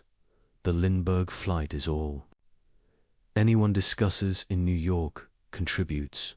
Mrs. Astor, recently returned from Manhattan. They're planning a ticker-tape parade when he returns. Charles Lindbergh's solo flight across the Atlantic in May 1927 represents another media milestone. The first global celebrity created entirely through mass communication. His handsome face appears everywhere, from newspapers to magazine covers to movie newsreels. The flight itself lasted 33 hours, but the media sensation continues months later. "Catherine, didn't you meet the Lindbergh boy at the Wetmore party last year?" Your mother asks, creating a social connection to the news sensation. Briefly, you acknowledge, though the encounter was merely a passing introduction at a crowded event. Still, social capital comes from proximity to fame and prominence. After luncheon, you have your tennis lesson in the family's indoor court, followed by a massage from the personal masseuse who visits twice weekly. Physical fitness and beauty maintenance occupy significant time for wealthy women, though the purpose remains attractiveness rather than health. As evening approaches, Louise helps you prepare for dinner. This involves another bath, complete hair restyling and changing into formal evening wear. A beaded Lumvan gown imported from Paris, satin evening slippers, family jewelry from the safe. Mr. Abbott's son will be seated beside you. Louise mentions while fastening a pearl necklace worth more than her lifetime earnings. Mrs. Harrington suggested the emerald earrings as well. Downstairs, the transformation is complete. The dining room now glows with candelabra, fine china, and crystal. Footmen in formal livery stand ready behind each chair. James supervises with eagle-eyed attention to detail. Fresh flowers perfume the air. The setting could be a royal palace rather than a private home. Guests arrive in chauffeur drive, luxury automobiles, Packards, Cadillacs, Rolls. The women drip with jewels. The men wear impeccably tailored evening clothes. Air kisses exchange. Cocktails circulate. Prohibition remains an inconvenience rather than an obstacle, and conversation bubbles with practiced charm. Mr. Abbott's son, Robert, does indeed sit beside you at dinner. A Yale graduate with perfect manners and practiced conversation. His family's railroad fortune would combine nicely with your banking background. The matchmaking is obvious, but conducted with sufficient subtlety to maintain dignity. Do you enjoy the symphony, Miss Harrington? He inquires over soups served in antique Sevres porcelain bowls, particularly Debuty. You reply with appropriate cultural knowledge, though I found the Stravinsky piece last season quite stimulating. The dinner conversation floats through safe topics: music, theatre, travel, mutual acquaintances. Politics rarely intrudes in mixed company, though most present share conservative Republican views aligned with their financial interests. Labor unrest, immigration concerns, and prohibition enforcement affect their businesses, but not their daily lives. Wine flows freely despite federal law, served from crystal decanters rather than original bottles, a minimal nod to illegality. The meal stretches to 7 courses, each more elaborate than the last, representing days of kitchen preparation for a 3-hour dining experience. After dinner, the men briefly separate for cigars and port, while the women retire to the drawing room. This Victorian custom persists in upper-class households despite the decades' more relaxed social standards. When the groups rejoin, entertainment follows. A famous pianist has been engaged to play for the intimate gathering. By midnight, the party concludes. Chauffeurs return from their waiting positions to collect guests. You bid good night to Robert Abbott with appropriate restraint, though his invitation to join his family's box at the races next weekend suggests mutual interest. As the last guests depart, the household staff springs into action again. Despite the late hour, silver must be washed and counted, china returned to storage, linens laundered, floors cleaned. For the wealthy, the day ends with rest. For those who maintain their lifestyle, hours of work remain. In your room, Louise helps you undress, removing jewelry to the safe, hanging the beaded gown, carefully untangling your hair from diamond clips. The day's social performance complete, you can finally relax. Will there be anything else, Miss Catherine? Louise asks, folding your evening gloves. No thank you, Louise. Good night, alone. Finally, you slip between fresh sheets, change during dinner. Your windows offer a view of Lake Michigan, moonlight silvering the winter waves. In the distance, Chicago glows with electric light, the city that generates your family's fortune. Before sleep claims you, you consider your position privileged beyond most Americans' imagination, insulated from hardship by wealth accumulated across generations. expected to maintain and expand that privilege through strategic marriage and social compliance. The freedom of the jazz age touches even gilded cages, but expectations remain. And as you drift towards sleep in your mansion bedroom, other Americans do the same in tenements, farmhouses, and small townhomes. The single nation contains these parallel worlds, connected increasingly by mass media, but separated by wealth disparities that the Roaring Twenties has only widened. Let's hit the road. It's 1928, and America is on the move like never before.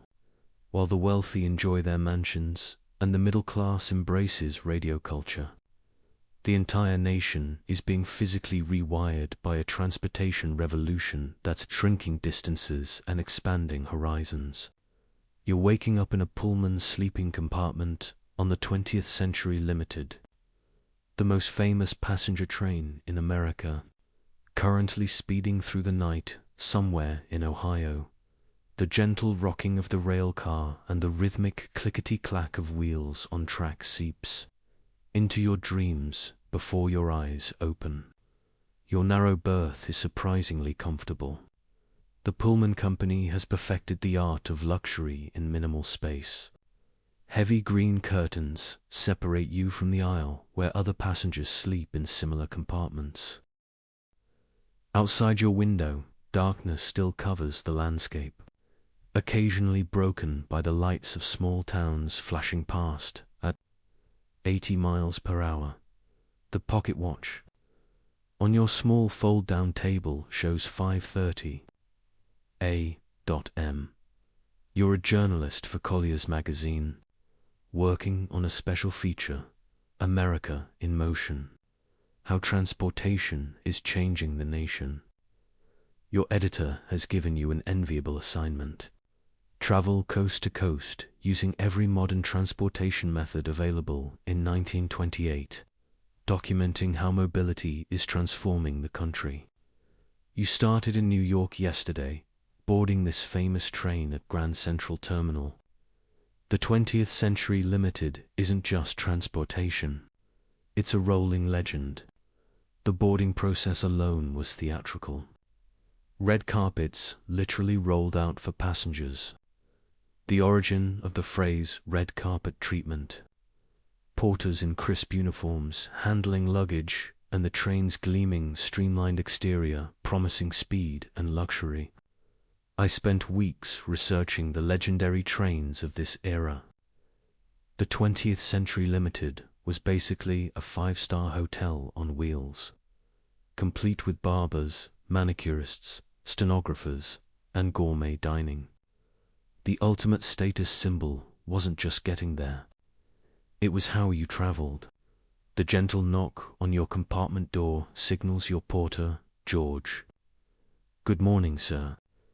We'll be arriving in Chicago in approximately 2 hours. Would you care for coffee while you dress?" George, like all Pullman porters, is black. The Pullman Company is the largest single employer of African Moans in the country. Though the work involves catering to wealthy white travelers, every need for minimal wages supplemented by tips. Despite these conditions, Pullman jobs remain coveted positions within the limited opportunities available to black workers in 1928. "Coffee would be wonderful, George. Thank you." As George disappears to fetch your coffee, you begin the somewhat complicated process of preparing for the day in a moving train compartment the size of a closet. Your berth converts ingeniously from bed to sitting room with hidden compartments for wash basin, mirror, and storage. The engineering that went into these spaces reflects America's growing obsession with efficiency and modern design. When George returns with coffee in a heavy white china cup emblazoned with the railroad's logo, you ask him about his work. "Been with Pullman 15 years now, sir," he tells you, efficiently transforming your bed into a daytime sitting arrangement. This route Chicago to New York and back twice weekly. "That's a lot of miles," you observe. George smiles politely. More than most folks see in a lifetime. Company estimates, I've traveled over 1 million miles. And there it is. The new reality of 1928 America. A porter from the south side of Chicago has seen more of the country than most Americans ever will, crossing state lines as routinely as others cross town. The mobility revolution isn't just physical. It's psychological, expanding mental horizons alongside geographical ones. By the time you're dressed and have finished your coffee, dawn breaks across the Ohio farmlands, speeding past your window. You make your way to the dining car for breakfast, walking through swaying corridors that connect the train's various cars.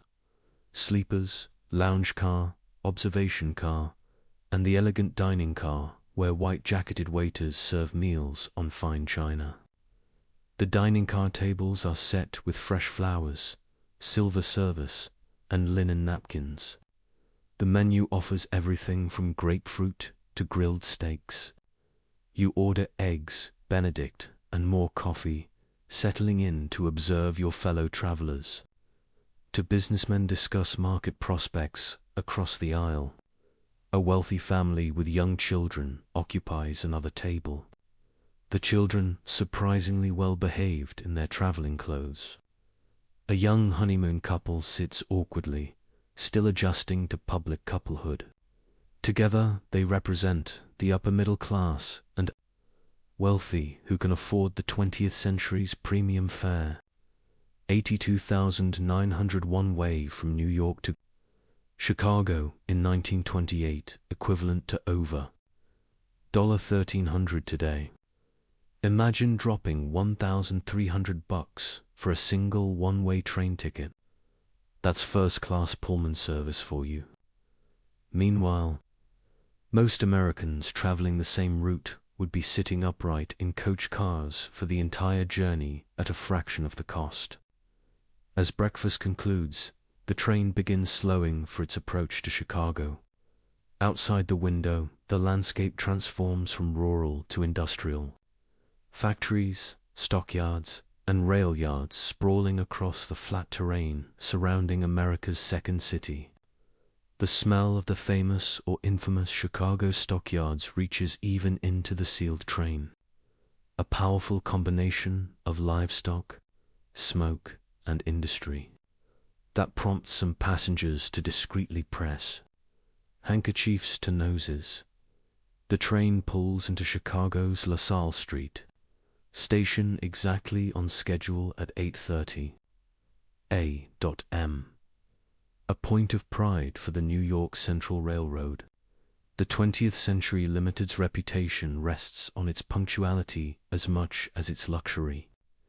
George helps with your luggage, receiving a generous tip that prompts a genuine smile, replacing his professional one. Enjoy Chicago, sir. Safe travels onward. You've arranged a busy itinerary in Chicago. Interviews with transportation officials about the city's role as America's railroad hub. Visits to automotive plants. And most excitingly, a trip to Chicago's new municipal airport. But first, you need to take in the city itself. Stepping outside Lowell Street Station into downtown Chicago delivers an immediate sensory jolt. The noise hits first. Construction everywhere. Automobiles honking. Elevated trains rumbling overhead. Newsboys shouting headlines. Street vendors calling their wares. The smell follows. A complex urban bouquet of exhaust fumes, industrial smoke, restaurant kitchens, and humanity packed densely together. Chicago in 1928 pulsates with energy and ambition. New skyscrapers rise seemingly weekly. The Michigan Avenue Bridge, completed just a few years earlier, has transformed the North Side into a development boom. Despite Prohibition, speakeasies operate openly. many controlled by Al Capone's organization currently at the height of its power. You hail a yellow cab, another symbol of America's transportation revolution. Standardized taxi services are relatively new, made possible by affordable automobiles and improved urban roads. Your driver, a talkative Italian immigrant, provides unsolicited commentary on everything from Chicago politics, crooked as they come, to baseball. Cubs looking good this year as he navigates traffic to your hotel. The Drake Hotel represents Chicago's ambitions for world-class status. 16 stories of luxury overlooking Lake Michigan. Its lobby a marble and gilt showcase of prosperity. After checking in and freshening up, you head to your first appointment at the headquarters of the Illinois Highway Commission. The commissioner meets you in an office with large maps covering the walls. The planned highway network spreading across the state like arteries and veins. 5 years ago, he tells you, tracing routes with his finger, you couldn't drive from Chicago to Springfield without breaking an axle or getting stuck in mud. Now we've got concrete highways connecting every major city in the state. The numbers he shares astound you. Illinois alone has paved over 5,000 miles of highways in the past decade. Nationwide, the federal government has funded thousands more through matching programs with states. America is literally paving its way into the future. Detroit to Chicago used to be a 3-day drive if weather was good, the commissioner continues. Now it's 6 hours on concrete all the way. This radical compression of time and space changes everything where people can live, work, shop, and vacation. The psychological map of America is being redrawn around drive times rather than miles. Your next stop proves this point dramatically. Chicago's municipal airport, a dusty field on the city's southwest side that hardly matches its grand name. Yet, this primitive facility handles growing passenger traffic between Chicago, Detroit, Cleveland, and other Midwestern cities. The airport manager laughs when you ask about passenger amenities. Amenities. We've got a bench and a telephone. Most folks are just happy to survive the flight. Early commercial aviation was wildly uncomfortable and unreliable. No pressurized cabins meant flying at low altitudes through every bump of turbulence. Planes weren't powerful enough to climb over bad weather, so they flew through it, or more often got grounded by it. Nevertheless, you've arranged passage on a Ford Tri-Motor operated by National Air Transport, a predecessor of United Airlines, departing for Kansas City that afternoon. The fare costs roughly 4 times what a train ticket would, but saves an entire day of travel time. The premium paid for speed. At the airfield, the Ford Tri-Motor sits impressively, its corrugated metal skin gleaming in the afternoon sun. Nicknamed the Tin Goose, it represents the first generation of purpose-built commercial aircraft, with 3 engines for reliability and room for 10 passengers. Plus crew, it symbolizes aviation's transition from daredevil stunt to practical transportation. Your fellow passengers are exclusively businessmen whose time is valuable enough to justify the expense. Plus one nervous-looking woman traveling to her father's funeral, the urgency overcoming her obvious fear of flying. The pilot wearing the leather jacket and cap that are still part uniform, part romantic holdover from war flying, greets each passenger personally. Smooth flying today, folks. Little bumpy over the Mississippi, but we'll be in Kansas City by sunset. Inside, the aircraft is Spartan compared to train luxury. Wicker seats line both sides of a narrow cabin. Windows are small. There's no food service, no bathroom, and earplugs are distributed to combat the deafening engine noise that will make conversation impossible. The woman next to you grips her handbag tightly as engines start with an ear-splitting roar. First flight. You shout over the noise. She nods white-knuckled. My husband says I'm crazy. Says these contraptions dropped from the sky regularly. She's not entirely wrong. Aviation safety standards are still developing. Crashes remain common enough that each safe landing feels somewhat miraculous. The takeoff is stomach-lurching, the plane bouncing along the grass airfield before reluctantly surrendering to flight. As Chicago recedes below, replaced by a patchwork quilt of farms and small towns, your seatmate gradually relaxes her death grip on her handbag. The flight is everything the pilot promised, generally smooth with stomach-dropping bumps over the Mississippi River Valley. Without cabin pressurization, you fly low enough to clearly see details of the landscape. Cars moving along highways, trains snaking across plains, river barges hauling goods along waterways. The layered transportation network of 1928 America spreads beneath you like a living map. 3.5 hours later, compared to an overnight train journey, you land at Kansas City's airfield, another converted farm on the city's outskirts. Your seatmate sighs with relief, crossing herself before disembarking on visibly shaky legs. Next time I'm taking the train, she declares slower, but the ground stays where God intended it. Kansas City serves as your gateway to experience another transportation revolution, the emerging culture of automobile tourism. You rent a Chevrolet touring car from hers, already establishing a national network of rental locations, and prepare for the next leg of your journey. Driving west along the newly designated Route 66, the guy at the Hertz counter hands you the keys and goes, "Just had her serviced yesterday. Should make it to at least Tulsa before something falls off." And he's only half joking.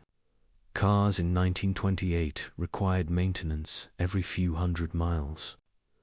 Long distances, driving meant being part mechanic, or knowing where to find one fast. Before leaving Kansas City the next morning, you visit a store that didn't exist a decade earlier. An outfitter specializing in automobile tourism equipment. They sell specialized luggage designed to strap onto running boards, folding chairs and tables for roadside picnics, canvas water bags to hang from the radiator cap.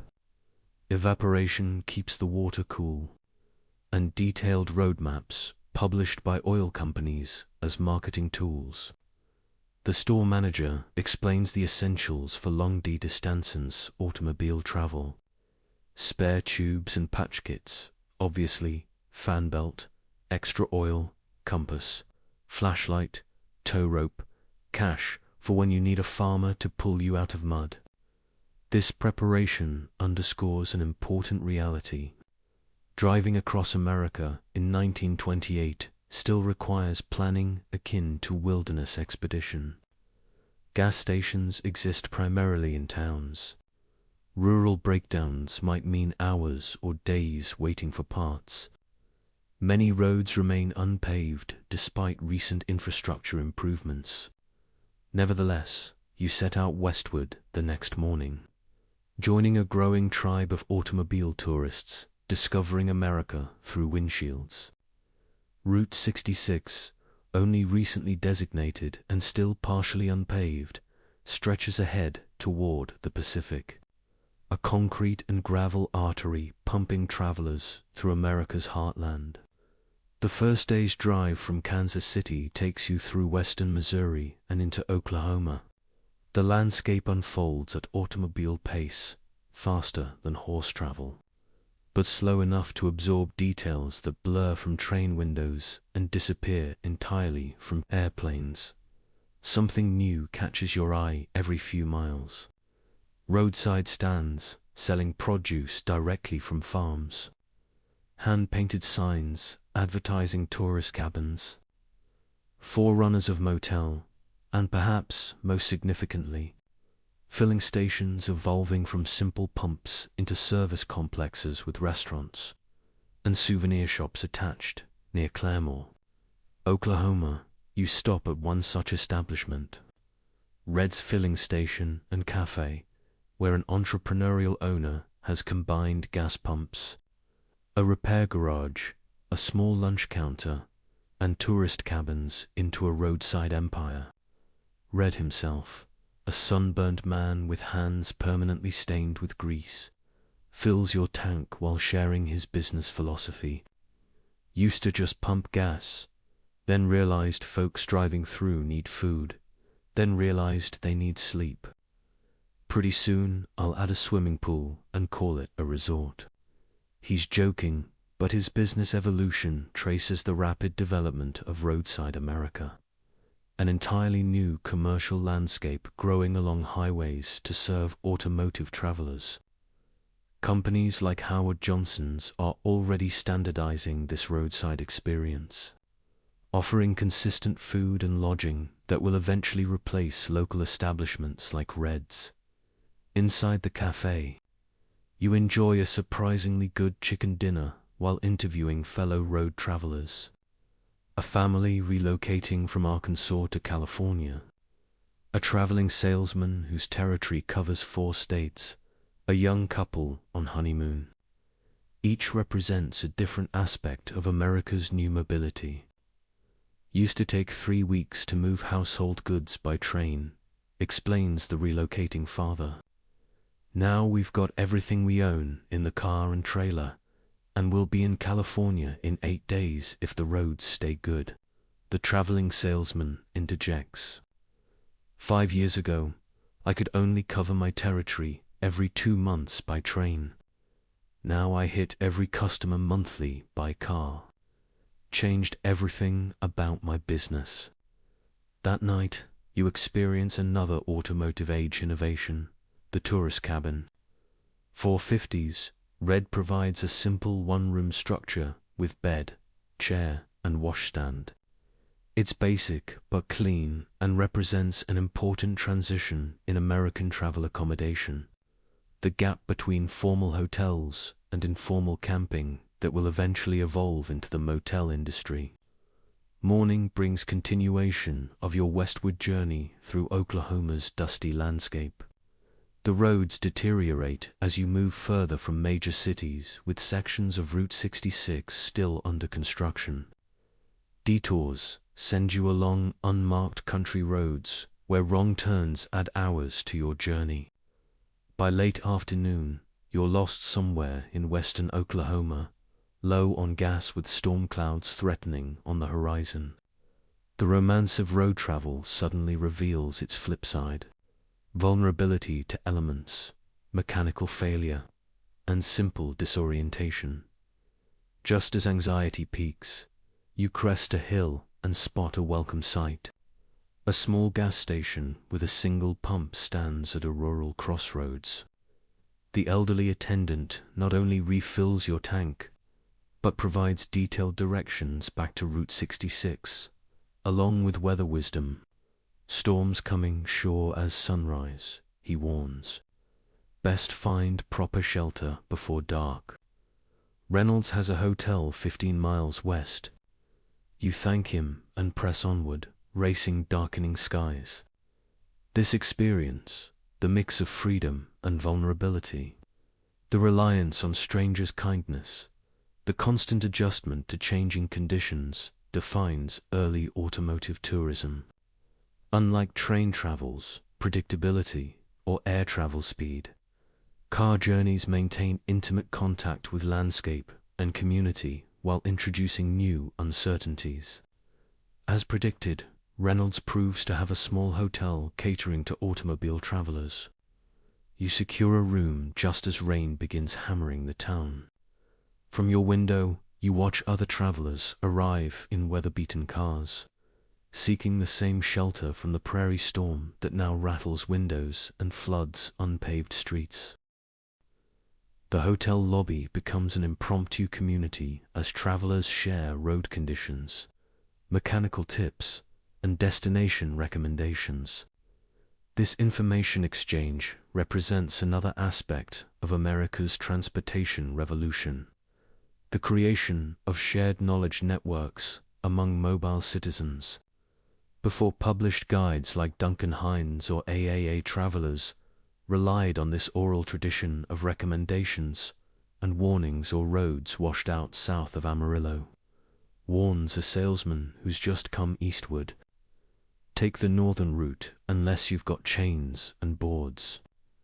Avoid the hotel in Tucumari, advises another bedbugs the size of quarters. Through these conversations, a map of America forms that no official atlas shows, subjective, constantly updated, focused on traveler needs rather than geographical accuracy. As the storm rages outside, you record observations in your notebook, already planning the magazine article taking shape in your mind. The transportation revolution isn't just about vehicles or infrastructure. It's about how Americans are reconceiving their relationship with distance, community, and possibility. Tomorrow, you'll continue westward, eventually reaching California, where the final leg of your journey awaits. A coastal steamship back to New York via the Panama Canal. But tonight, listening to rain on the roof and fellow travelers' voices in the lobby below, you realize you're witnessing America literally in motion. A nation transforming itself through sheer mobility. It's October 1929. The Roaring Twenties are about to come to a screeching halt. Though most Americans don't know it yet. Let's check in with the people we've met throughout our journey because their stories, like the decade itself, are headed for an unexpected final chapter. In New York, the tenement apartment on the Lower East Side feels different now. There's a radio on a small table, second-hand but working fine. A few pieces of modest furniture have been added. The windows have proper curtains instead of hanging sheets. Small improvements that represent nearly a decade of grinding work and careful saving. You wake up in the same small bedroom, but you don't share it anymore. Your brother moved out last year, married a girl from the neighborhood. They live 3 blocks away in a slightly better building. The bed still sags in the middle, but the sheets are newer, the blanket thicker. Winter's coming, and this year the drafts from the window seem less vicious. Your father is already gone, still working the night shift at the docks, despite advancing age and worsening cough. Your mother moves around the kitchen, preparing breakfast much as she did years ago, though her hair has more grey now. Her movement's a little slower. Mr. Goldstein says they're hiring at the garment factory again. She mentions placing a bowl of oatmeal before you. Maybe Joseph can get his old job back. Joseph is your brother laid off 3 weeks ago from the auto parts warehouse where he'd found better paying work after leaving the garment factory. It wasn't just him. Dozens of workers let go with vague explanations about inventory adjustment and temporary market conditions. Nobody's panicking yet. Layoffs happen, but there are whispers in the neighborhood, rumors of trouble at banks, businesses quietly cutting back. Nothing dramatic, just a slow tightening, like the air gradually leaking from a balloon.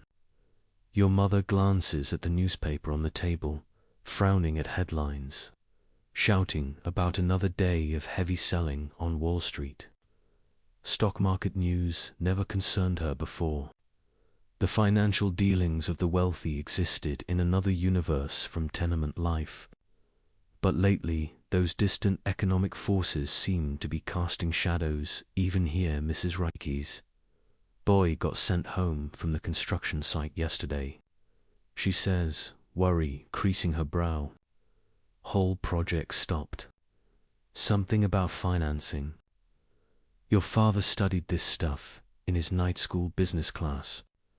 He brought home terms like margin buying and speculation that sounded like a foreign language to the rest of you. Playing with matches next to dynamite, he called it, shaking his head at newspaper stories of ordinary people pouring savings into stocks. In this neighborhood, nobody had money for stock speculation. But everyone has jobs connected to people who do. The garment factories make clothes for the wealthy. The construction sites build their offices. The warehouses store their goods. The invisible threads of economic connection run everywhere, even if most people don't see them yet. Let's travel west to Iowa, where the Miller family farm looks considerably different than when we last visited. The old barn has a new addition built with prosperity from several good harvests. The farmhouse sports a fresh coat of white paint. Most noticeably, the Model T Ford has been replaced by a newer Chevrolet sedan parked proudly beside a Fordson tractor that has revolutionized the farm's productivity.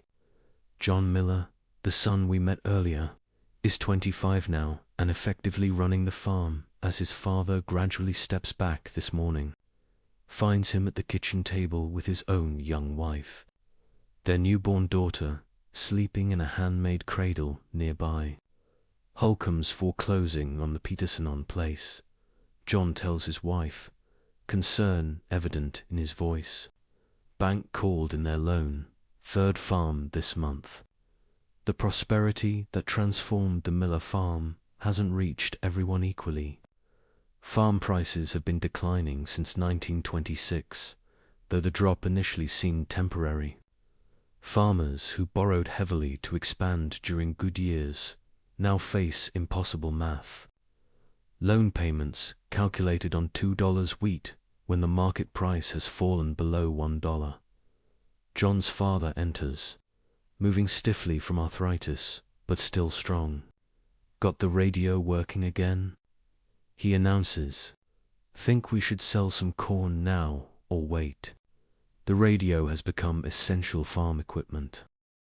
Not for entertainment, but for crop prices daily from Chicago. Information is currency in modern farming. The difference between profit and loss, often determined by timing rather than just production. John shakes his head. Prices keep dropping. Elevator man in town thinks they'll go lower still. This is the quiet crisis preceding the famous crash. An agricultural depression already squeezing rural America while cities still boom. The Millers are doing okay, having avoided excessive debt, but neighbors disappear monthly. Farms consolidated by banks or larger operators. The family Chevrolet, once a symbol of rural America joining the transportation revolution, now serves practical emergency duty. Last week, John drove the Petersons and what possessions would fit to the train station. They're heading to California, joining an exodus that will become a flood in coming years. The farming family looks at their radio. The technology isn't just entertainment for them. It's literally financial survival. Market reports, weather forecasts, crop predictions. This information flows instantly across America now, tying farmers in Iowa directly to trading floors in Chicago and New York. When those markets hiccup, the vibrations reach farmhouse tables with frightening speed. In Millerville, Pennsylvania, our small-town teenager, Sarah, is now a young woman of 22, recently graduated from normal school and teaching first grade in her hometown. Her childhood bedroom remains largely unchanged. Movie magazine clippings faded on the walls. Victrola gathering dust since radio became the preferred entertainment. She descends to breakfast where her father reads the newspaper with unusual intensity. The headlines scream about market volatility. The Dow Jones down nearly 40 points yesterday, nearly 10% of its value, followed by partial recovery. What does it mean? Sarah asks, pouring coffee. Her father manages the hardware store. But like many middle-class Americans in the late 1920s, he's begun dabbling in stocks. Nothing major. A few hundred of carefully saved money invested on tips from customers and radio financial programs. Probably nothing, he answers. But his tone lacks conviction. Market goes up and down. Always has. But the worry lines on his forehead tell a different story. The radio financial experts whose advice he trusted have been increasingly contradictory lately. Some urge buying this temporary dip. Others suggest caution. Yesterday, a prominent banker on the Collier's Hour radio program counseled listeners to avoid panic while carefully avoiding specific predictions. After breakfast, Sarah walks to the school where she teaches. Main Street looks prosperous. Shop fronts freshly painted. New automobiles angle parked along the curb. Window displays showcasing the latest fashions from Philadelphia and New York. Nothing visible suggests impending crisis. Yet subtle signs appear if you know where to look. The furniture store window that promoted easy credit terms last month now advertises special cash discount. The jewelry store has quietly reduced inventory. The movie theater has dropped prices for matinees. Small adjustments, nothing dramatic. At school, Sarah overhears two other teachers discussing their husbands' investments. Frank's broker says to buy more while prices are down. One says confidently, "It's just the big financial interests trying to scare small investors out of the market." The other nods uncertainly. That's what Harry thought too. But his cousin in New York says something's really wrong this time. These conversations repeat across America that October. Uncertainty masked with bravado. Financial experts contradicting each other. Ordinary Americans trying to decipher complex market movements with limited information. The interconnected media landscape that spread jazz, movies, and radio cows now transmits financial anxiety with equal efficiency. Meanwhile, in Lake Forest, Illinois, the Harrington mansion appears unchanged in its manicured perfection. Inside, however, the atmosphere has shifted subtly. Howard Harrington, banking magnate and family patriarch, hasn't left his wood-paneled study for 2 days. Telephone constantly at his ear, financial newspapers scattered across his desk. His daughter, Catherine, now 22 and recently married to Robert Abbott of the railroad fortune, visits with concern. The household staff move quietly, sensing tension without understanding its source. The family's 18 domestic employees continue polishing silver and preparing elaborate meals while their employer faces financial demons. "Father," Catherine calls softly from the study doorway. Howard looks up, forced smile not reaching his eyes. "Just business matters, dear. Nothing to worry about." But there is plenty to worry about in Howard Harrington's world. The financial system he's navigated so confidently for decades suddenly seems built on sand. Colleagues whose judgment he trusted have made increasingly desperate moves in recent weeks. Margin calls, demands for cash to cover investment loans, have wiped out several fellow members of the Chicago Club. The wealthy inhabit the same volatile economic ecosystem as tenement dwellers and farmers, though with more substantial buffers against hardship. Howard Harrington won't lose his mansion if markets collapse, but his social position, business reputation, and self-image all rest on financial foundations now showing alarming cracks. Later that evening, Catherine and her husband, Robert, attend a charity gala at Chicago's Palmer House Hotel. Outwardly, nothing has changed in this world of privilege. Women drip with jewels. Champagne flows despite prohibition. An orchestra plays fashionable dance music. Yet, the conversation has shifted. Between practiced smiles, men exchange worried updates on specific stocks and companies. Women who normally discuss social matters now reference investments and bank stability. Information and reassurance have become the most precious commodities in wealthy circles. Harrison liquidated everything yesterday, Robert tells a colleague quietly over Bryce. Moved it all to government bonds. Panic thinking, the colleague scoffs, but his eyes dart nervously round the opulent ballroom. Markets fundamentally sound. These ritual reassurances echo through the upper class that October. Desperate affirmations of prosperity, while financial instruments constructed on speculation and debt begin their inevitable collapse.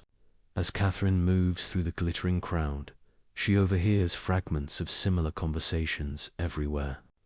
The wife of a prominent manufacturer mentions their cancelled winter trip to France. A banking associate of her father declines champagne, whispering something about conserving resources, small signals of retrenchment amid ongoing displays of wealth. And what about our journalist? Last seen traveling Route 66 westward to document America's transportation revolution. He's back in New York now, sitting in the offices of Collier's magazine, arguing with his editor about the article he submitted. It's too pessimistic, the editor insists. Manuscript pages marked heavily with red pencil. Readers want optimism about America's future, not warnings about financial instability. The journalist sighs. His cross-country journey revealed not just America's transportation transformation, but the economic fault lines now threatening to rupture. In California, he observed produce rotting on docks because farmers couldn't afford shipping costs. In Chicago, half-completed skyscrapers stood abandoned when financing disappeared. In small towns across America, bank closures left communities stranded without savings or credit. The transportation networks connecting America physically are remarkable, he explains patiently. But they're also creating new vulnerabilities. Financial problems spread faster, too. What happens in New York affects Iowa overnight. Now the editor remains unconvinced. Rewrite it. Focus on the achievements, the highways, the air routes, the automobile culture. Leave economic analysis to the financial pages. This conversation repeats across American media that fall. Warnings muted, concerns downplayed, optimism enforced, even as evidence mounts that the decade's prosperity rests on increasingly shaky foundations. That evening, our journalist walks Manhattan streets deep in thought. The city pulses with energy, as always. Theaters illuminated, restaurants packed, fashionable crowds moving between entertainment venues. Nothing visibly suggests imminent collapse. Yet small signs appear here, too. More men selling apples on street corners than last month. Help-wanted advertisements shrinking in newspapers. Luxury stores offering unprecedented sales. The whispered word, recession, replacing prosperity in overheard conversations. The journalist stops at a newsstand where tomorrow's papers already headline the day market activity. Prices steady after recovery. Bankers optimistic. The reassuring headline masks the day extreme volatility and growing panic among financial insiders. Let's pull back now. Seeing all our characters simultaneously across America on this October evening in 1929, they don't know each other. They live in different worlds with different concerns. Yet increasingly, their fates intertwine through economic and media networks that bind Americans together as never before. In the New York tenement, a family worries about layoffs while preparing for bed. Their modest improvements to daily life potentially at risk. On the Iowa farm, a young farmer calculates and recalculates numbers that refuse to balance. wondering how long they can hold out if prices continue falling. In small-town Pennsylvania, a schoolteacher helps her father track his modest investments by radio reports, both trying to decipher contradictory expert advice. In a Chicago mansion, a banker stares sleeplessly at financial papers, calculating potential losses that would have seemed impossible months earlier. And in a Manhattan apartment, a journalist rewrites his article to satisfy editorial demands for optimism, even as his observations suggest caution. None of them know exactly what's coming. Even financial experts don't predict the full magnitude of the crash that will begin. In October 24th, 1929, just days away, or the Great Depression that will follow. But they sense shifts and adjustments, the subtle tightening of economic conditions that precedes visible crisis. What makes this historical moment poignant isn't just impending financial disaster, but how the decade's transformations create both new connections and new vulnerabilities. The same technologies bringing Americans together. Automobiles, radio, mass media, modern banking will also transmit economic disaster with unprecedented speed and scope. The 1920s fundamentally rewired America, physically through transportation networks, culturally through mass media, economically through consumer credit and financial speculation, socially through changing norms and expectations. This rewiring created the modern nation, recognizable in its broad outlines despite nearly a century of subsequent change. When the stock market crashes just days after our story ends, these connections will ensure no community remains untouched. The tenement worker, the Iowa farmer, the small-town teacher, the Chicago banker, and countless others will find themselves participating in shared national experience unlike anything previous generations knew. Not prosperity this time, but its opposite. Yet the fundamental transformations of the Roaring Twenties will endure even through economic disaster. Americans who learned to expect mechanical refrigeration won't return to iceboxes. Families introduced to radio entertainment won't abandon it for silence. Communities connected by highways and automobiles won't revert to isolation. The expectations of modernity once established proved difficult to surrender. So as you drift towards sleep in your comfortable bed, consider how those Americans of 1929 shaped the world you inhabit. Their automobiles evolved into your fuel-injected, computer-controlled vehicles. Their crackling radios became your streaming services. Their tenuous airplane routes grew into the global aviation network. Their department stores transformed into today's online retailers. The technologies change, but the human desires remain consistent for connection, for convenience, for entertainment, for mobility, for better lives than previous generations knew. The Roaring Twenties accelerated and democratized these possibilities, making previously elite experiences accessible to millions. As sleep approaches, perhaps reflect on how your own daily life would astonish those Americans of 1929, even as their experiences laid foundations for the world you take for granted. The threads connecting past to present remain unbroken, though sometimes invisible, weaving through time to create the social fabric we all inhabit together.